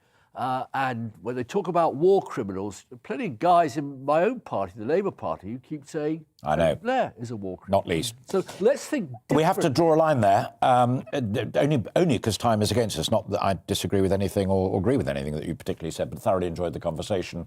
Always welcome both Dennis McShane and Rory McCallion, and Anthony Glees there from the University of Buckingham. My huge thanks. And you too, sir. Always welcome back. Thank you very much indeed for joining us and discussing that. Thanks, guys. We've plenty more still to come in the final 33 minutes of the programme here on Alastair Stewart and Friends. After the break, speaking to the director of the European Expert Association in Kharkiv, Ukraine, as the Red Cross convoy tries again to evacuate civilians from the besieged port of Mariupol today. But first, let's bring you up to date with the weather. Looking ahead to this afternoon, and the UK is looking rather chilly again with a mix of sunshine and showers, some of these wintry. Let's take a look at the details. A fair number of showers will affect Cornwall this afternoon, but elsewhere they'll be quite well scattered. Despite the bright spells away from the showers, though, temperatures will be disappointing. It will be another cold afternoon across the southeast too, with the sunniest weather across Kent and most of the showers developing to the north and west of London. Bright spells are likely across Wales, although there'll be enough cloud around to give the occasional shower, which could be wintry over the hills. A similar mix of bright or sunny spells and passing showers will affect the northwest of England. Winds will be light, but the temperatures will be a little below the early April average. The northwest of England might just catch the odd heavier shower, and on high ground some soft hail or wintry flurries are possible. Temperatures are only likely to peak at 8 Celsius, 46 Fahrenheit. A few showers will affect southernmost parts of Scotland along with the Northern Isles, but elsewhere across the country it's looking largely dry with some sunshine at times. Meanwhile, Northern Ireland should escape most of the showers, and here the cloud will tend to break up to give increasing amounts of sunshine for the latter stages of the day. As we head into the evening, showers will die out and temperatures will dip quickly under the clear spells, and that's how the weather is shaping up for the rest of the day.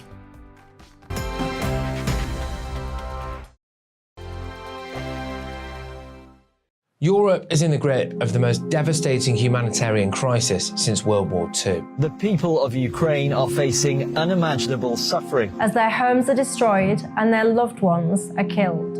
Millions of people are being forced to flee for their lives, carrying only their children, their pets, and the clothes on their back.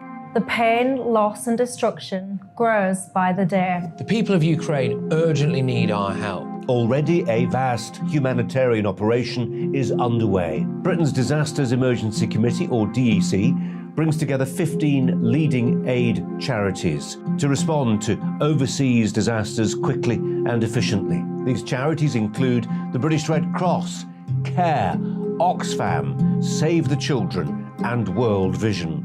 Their teams are working on the ground in Ukraine and neighbouring countries to bring vital aid to those who need it most. If you can spare it, your gift to the DEC's humanitarian appeal will go a really long way. £10 provides essential hygiene supplies for a person for a month. £50 provides blankets for 4 families. £100 provides emergency food for 2 families per month. It's easy to give. You can donate online at dec.org.uk or call the 24-hour donation line on 0370 60 60 900. If you prefer to send a cheque, please post it to the Ukraine Humanitarian Appeal, PO Box 999, London, EC 3A 3AA. To give £10 on your mobile, simply text the word crisis to 70150. Standard network charges apply for calls and you must be 16 or over. Texts are charged at the standard network rate and your £10 donation will be added to your bill. 100% of your donation goes directly to the DEC to save lives and deliver critical support where it's needed.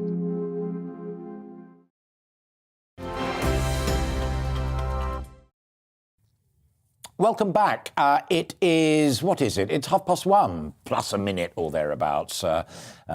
Welcome back to the programme. You're watching and listening to Alastair Stewart and friends here on GB News, TV and radio. As we always say, we want to hear from you. We're talking about Ukraine and negotiations, talking about the cost of living crisis. We've been with Amelia. We'll go back to her shortly at the protest, one of the protests at any rate, that's in Cambridge, and also be talking to Lord Stuart Rose about what it really means for business. But my huge gratitude for your emails. I've just chosen 3 at this juncture because they relate to the cost of living bit that we're going to be covering predominantly in this last half hour of the programme. Kenneth, thank you for your comment. This cost of living crisis is a lot more severe than most are predicting. Why do we not now cancel the foreign aid budget and look after our own vulnerable first? It is easy to reinstate the aid after our own crisis is over. The lives that this crisis is going to cost cannot be replaced. Michael joins in the conversation. My wife and I live off £20,000 combined income after tax. People will need to get a second job, like I did, when the interest rate was 16.4%. Michael, I remember it painfully. I'd worked out what the biggest possible mortgage was that I could afford when the interest rates were about 6%, and then up they shot. So today marks the 40th anniversary of the Falklands War, as we've talked about once or twice on the programme so far, between Argentina and the United Kingdom. On the 2nd of April 1982, Argentine forces invaded the British overseas territory of the Falkland Islands. Our reporter Anna Riley spoke to a Falklands veteran who's promoting a charity single to raise money for the Falklands Veteran Association. It's 4 decades since the Falklands War began. The conflict raged on for 74 days and, after intense fighting, Argentine forces surrendered on June the 14th, 1982. Huge losses were incurred. 255 British military personnel, 3 Falkland Islanders and 649 Argentine military personnel died. Sean Lloyd served as a chef in the Royal Navy and worked on HMS Endurance when the Falklands War broke out. He survived, but the fighting left an emotional impact on him. When we had Margaret Thatcher, there didn't appear to be any doubt at all that the mission would be successful, and it was a relief to everybody that it was a success, because it was a close call. There was a number of ships sunk and a lot of damaged ships. And it's one of those things where it's surreal, because when you're on a ship and it's the sea, there's something very calming about the sea, but then at the same time there's a lot of activity going on. Now, when the task force came down, we'd done our little bit at the very beginning of it, but then obviously when the carriers come down and some of the other destroyers and stuff, we kind of took a bit of a back step, but it was a close call, because Santa Fe submarine very nearly could have sunk HMS Endurance, and I could have been a casualty myself. With the ongoing Russian invasion of Ukraine, Sean believes it's important now, more than ever, to learn from the lessons of war. The sad thing with the human condition is that man makes the same mistakes, and if you don't learn from those mistakes and trying to put the lid on it and basically have tolerance and respect for others, you find yourself in conflict. Sean's promoting a charity single to raise funds for the Falklands Veterans Association, who provide visits to Liberty Lodge, a place for veterans and families of those killed in action to stay at. 40 years on, and there's veterans still wishing to go to the Falkland Islands just to lay their own ghost to rest. There's many of the 30,000 task force members that actually still suffer with PTSD today. And if we can play just a small part in helping them come to peace with what they did 40 years ago, then I think we've achieved our aim. Memories of You by Carly Williams is now available to download on Spotify, and all proceeds will go to charity.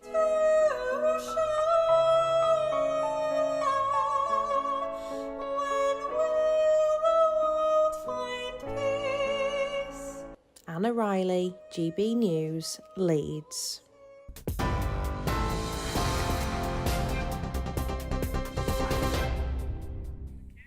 Good afternoon. It's 1:36. Here's the latest in the GB newsroom. The Red Cross is attempting to carry out another evacuation attempt in the besieged Ukrainian city of Mariupol. It follows agreement with Russia to open 7 humanitarian corridors for civilian evacuations today. Overnight, buses of refugees arrived in Zaporizhzhia.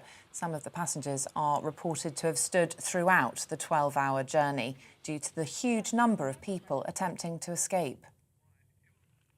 Russian troops are pulling back from northern Ukraine, slowly but noticeably. That's according to Ukraine's President Volodymyr Zelensky. He says the situation in the east of the country remains challenging and they're expecting further Russian attacks in the south. It follows agreement between the two sides to open 7 humanitarian corridors for civilian evacuations today. Meanwhile, Russia's space director says his country will no longer cooperate on the International Space Station. Dmitry Rogozin says normal ties with NASA and other agencies will only be possible once what he's calling illegal sanctions against Moscow are lifted. The suspension of P&O Ferries services is being partly blamed for long queues at Dover today. Drivers have reportedly been forced to wait for hours to board ferries. The Department for Transport says efforts are being made to minimise the disruption.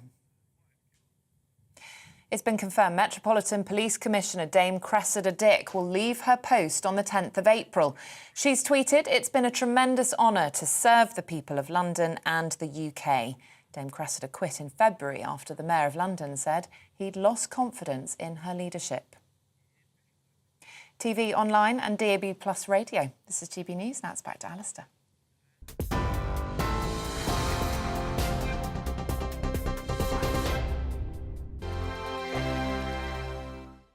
Europe is in the grip of the most devastating humanitarian crisis since World War II. The people of Ukraine are facing unimaginable suffering as their homes are destroyed and their loved ones are killed. Millions of people are being forced to flee for their lives, carrying only their children, their pets, and the clothes on their back.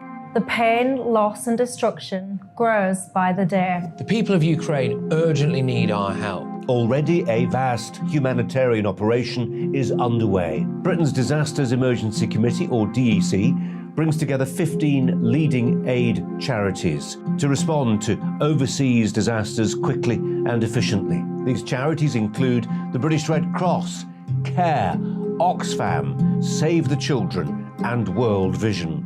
Their teams are working on the ground in Ukraine and neighbouring countries to bring vital aid to those who need it most. If you can spare it, your gift to the DEC's humanitarian appeal will go a really long way. £10 provides essential hygiene supplies for a person for a month. £50 provides blankets for 4 families. £100 provides emergency food for 2 families per month. It's easy to give. You can donate online at dec.org.uk or call the 24-hour donation line on 0370 60 60 900. If you prefer to send a cheque, please post it to the Ukraine Humanitarian Appeal, PO Box 999, London, EC 3A 3AA. To give £10 on your mobile, simply text the word crisis to 70150. Standard network charges apply for calls and you must be 16 or over. Texts are charged at the standard network rate and your £10 donation will be added to your bill. 100% of your donation goes directly to the DEC to save lives and deliver critical support where it's needed.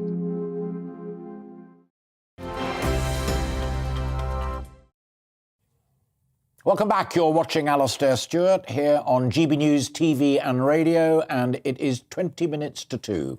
My final guest on the programme, as I have been making clear from the very start, because I'm so chuffed about it, is Lord Stuart Rose. Stuart's former executive chairman of Marks & Spencer, former chairman of Ocado, and currently chairman of the huge supermarket retailing chain Asda. He was on the Remain side in the Brexit referendum and is also in the House of Lords, where he takes the Tory whip.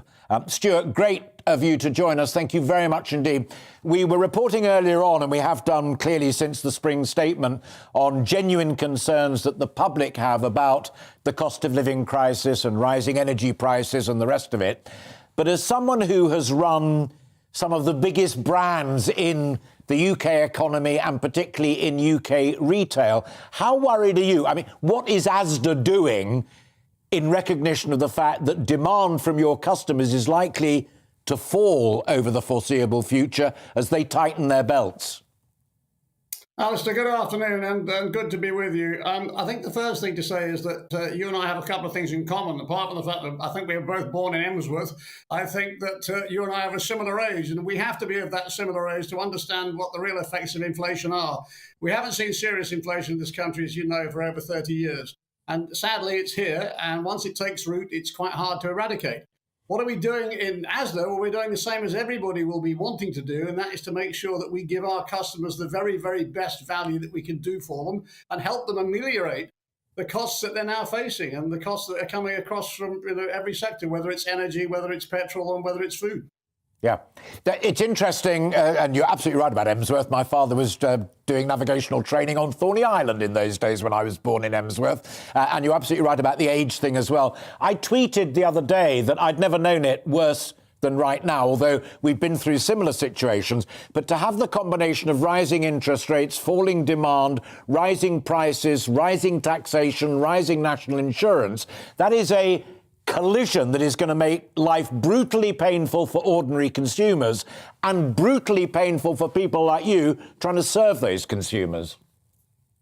Well, you're absolutely right. And, just doing some research recently, we know that our customers, our average customer is basically their incomes are down by about £11 a week on a year ago. And that's the biggest decline in expendable income that they probably had for 10 or 15 years. And people are going to have to make choices. They are going to have to tighten their belts. And sadly, there's not a lot we can do to fill the gap. We can help them, but we can't fill it entirely. And certainly, for our part, I was up in Leeds with ASDA this week, and we sat down for the whole day, and we're talking about what we're going to do to make sure that we make our life easier for our customers. But there's no quick solution.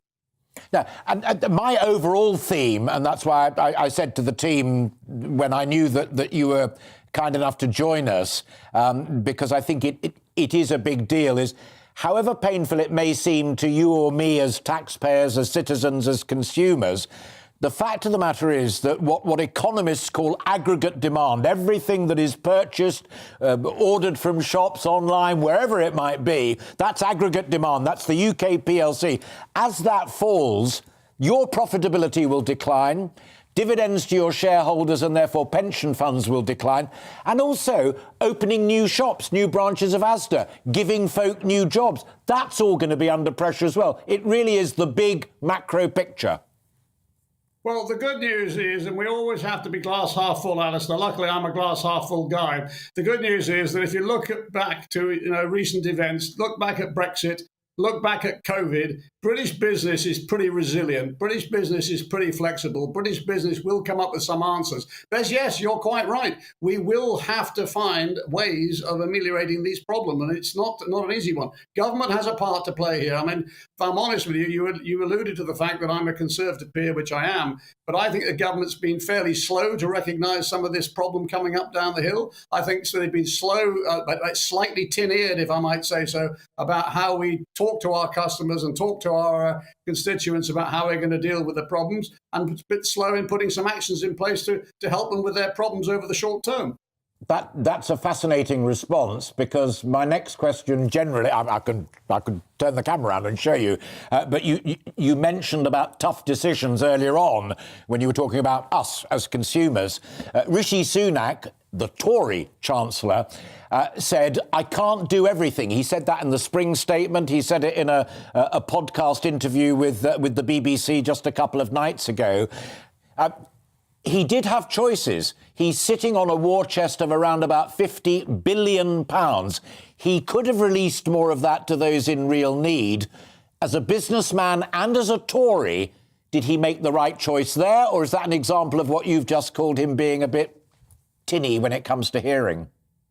Well, I think the problem the government's got is that, of course, that it's had a situation for the last 2 years where it has literally been handing out hundreds of millions of pounds quite sensibly in support of COVID. And it's very hard to explain to people once COVID, if you like, has started to disappear, why there aren't similar amounts of money around to help us with this inflation. Now, governments can't actually just close the door on inflation or pay for the inflation bill, but governments can look caring. Governments can do some things. And just in my own industry, for instance, I mean, there are a number of legislative things coming through now in business that we're having to deal with, whether it's plastic tax, whether it's a new legislation on fats and sugars, etc. And are there things that we could do that actually could be delayed whilst we get through inflation before we push hard? And it'll be the same conversation we're having now about energy. We're having now very suddenly to look at alternative energies. Well, we should have perhaps thought about that earlier, because it's been quite clear that over-dependence on oil and gas from the east has not served us well. I couldn't agree with you more, and I want to go into that list that you began to talk about there, because you say about energy prices. My domestic energy bill will go up. Stuart Rose's domestic energy bill will go up. ASDA's energy bill will go up. The energy bill of all of the people who manufacture stuff that you sell to us will go up. Your national insurance as an employer will go up. Your corporation tax will go up from 19 to 25% in the next 12 months. Your costs are rising as well. Those are choices that this Chancellor made between 2019 and right now. Tough choices, the wrong choices.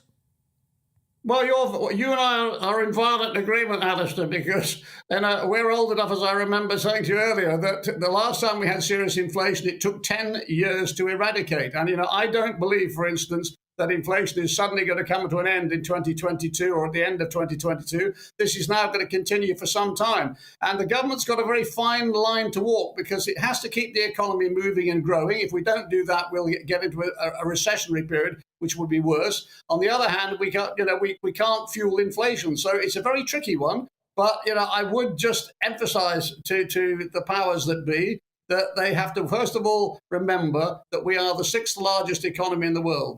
I myself was walking down the street the other day and saw a large queue of people queuing outside a food bank. And I thought to myself, here we are, the 6th largest economy in the world, and we've got people queuing for food. That can't be right, and it can't be sustainable. So we've got to find a way in the short term of helping them.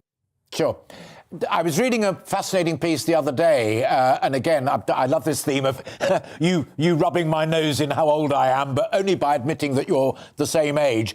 We both, in the context of that, only just that inflationary era, we both remember very well, and we're lucky enough in our lives to have known them.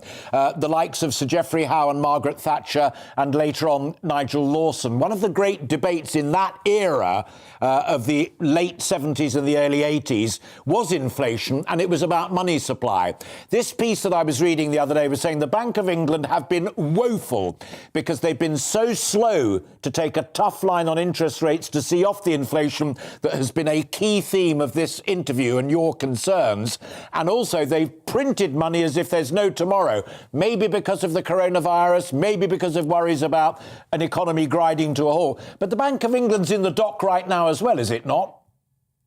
Well, yes. I mean, listen, I'm not a career economist, but, there's no doubt about it that some of what we're seeing now is the effect of what we've had with quantitative easing. Government has slowed down on quantitative easing, but what quantitative easing did for a considerable period of time is it raised the value of assets everywhere, which has effectively been a fuel to inflation. And we're now seeing that. Now, the government's got a tough line because if inflation takes hold, they'll be tempted to put interest rates up. If they put interest rates up, the economy will slow down. If the economy slows down, we've got a worse situation. So it's a very tough line. And I don't envy Rishi Sunak in his job. I'm slightly more nuanced now to not what can we do on the macro, but can we help, if you like, those people in society who are more stressed at the bottom end of society get through this. We have to expect that those people, if you like, in the higher earning power, will just have to make do. When I'm one of those people, so fine. I will cut my cloth according to my means, but we've got to find a way of helping those people who are queuing in food banks. That's what I really fear for. An intriguing answer, and the council tax rebate on energy prices is a good example of that. If you're lucky enough to live in a house that's bigger than Band D, you ain't going to get anything. But if you're in A to D, you will get the 150 quid. The raw politics of this are people have choices. They've got choices in the local government elections in May, and then there will be a general election. It could be tomorrow. Now, the law's changed, or perhaps more likely 2014. In your view, and I take your point about not being an economist, but you don't get to run M&S, Ocado and Asda without knowing a little bit about the numbers of how these things work. I'm slightly concerned that Labour seem to be on a bit of a winning formula with this windfall tax on the oil giants as far as Joe and Joanna Public are concerned.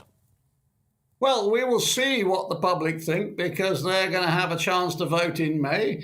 We'll see what they think about having, a jam tomorrow in terms of income tax reduction in a couple of years' time, as was announced a couple of days ago. And we'll see what they think in terms of the current crisis that they're facing. I mean, with national insurance having gone up and with all the other costs that have gone up, whether it's on VAT going back to normal levels, whether it's petrol going up, whether it's,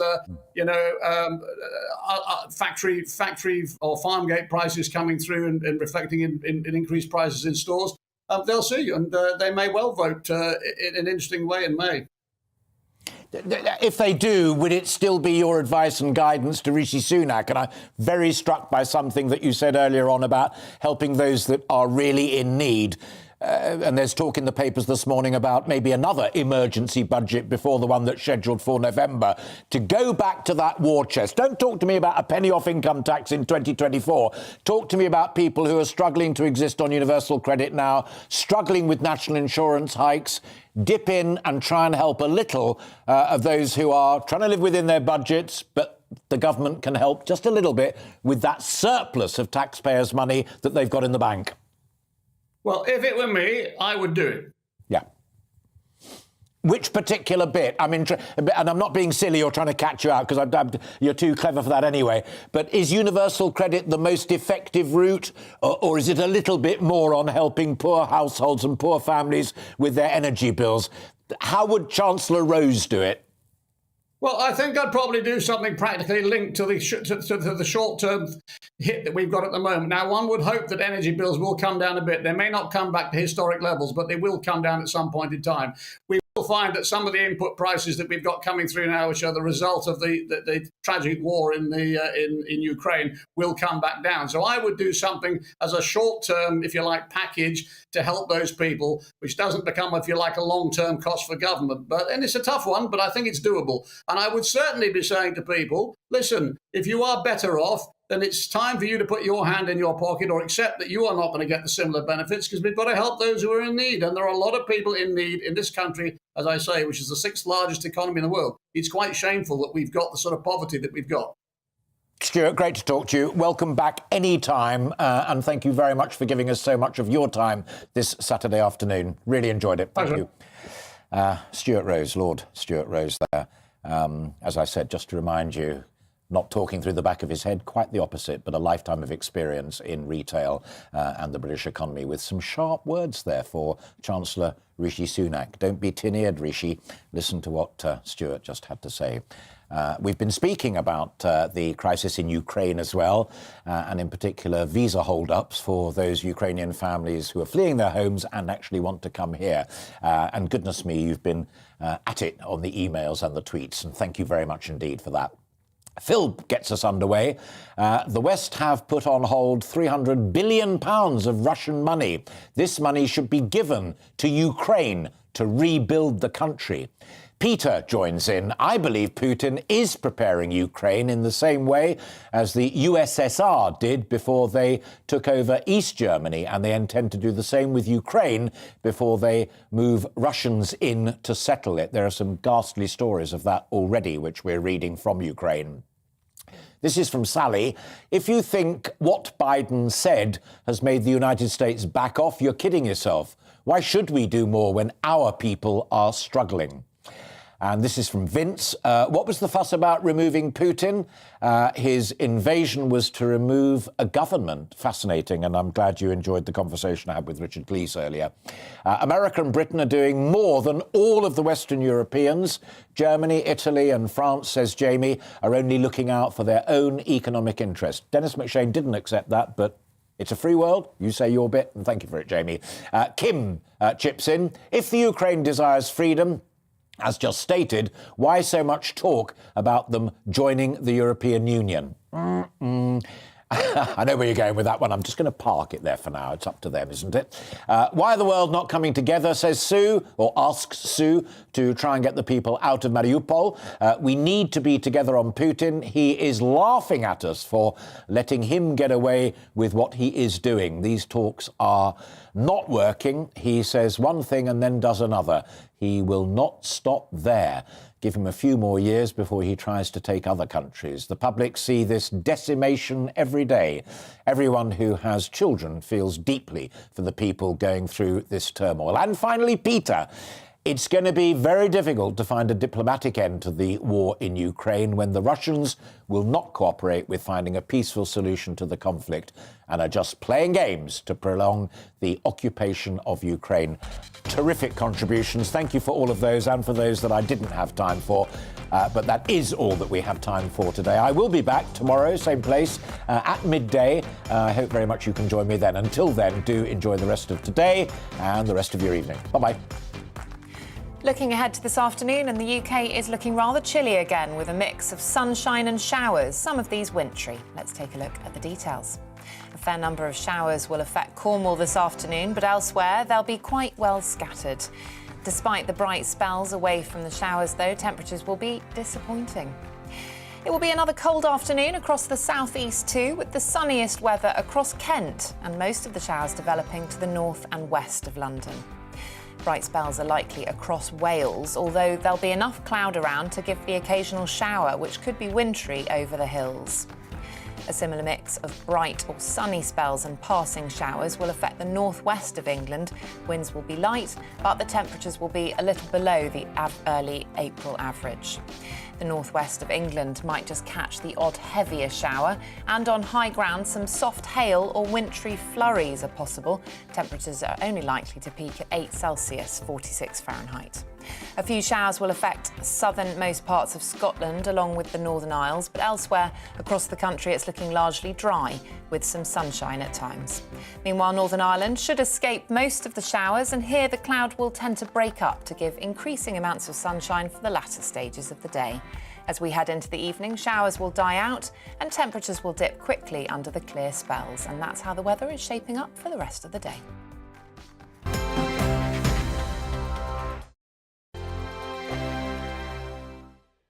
Europe is in the grip of the most devastating humanitarian crisis since World War II. The people of Ukraine are facing unimaginable suffering as their homes are destroyed and their loved ones are killed. Millions of people are being forced to flee for their lives, carrying only their children, their pets, and the clothes on their back. The pain, loss and destruction grows by the day. The people of Ukraine urgently need our help. Already a vast humanitarian operation is underway. Britain's Disasters Emergency Committee, or DEC, brings together 15 leading aid charities to respond to overseas disasters quickly and efficiently. These charities include the British Red Cross, CARE, Oxfam, Save the Children and World Vision. Their teams are working on the ground in Ukraine and neighbouring countries to bring vital aid to those who need it most. If you can spare it, your gift to the DEC's humanitarian appeal will go a really long way. £10 provides essential hygiene supplies for a person for a month. £50 provides blankets for 4 families. £100 provides emergency food for 2 families per month.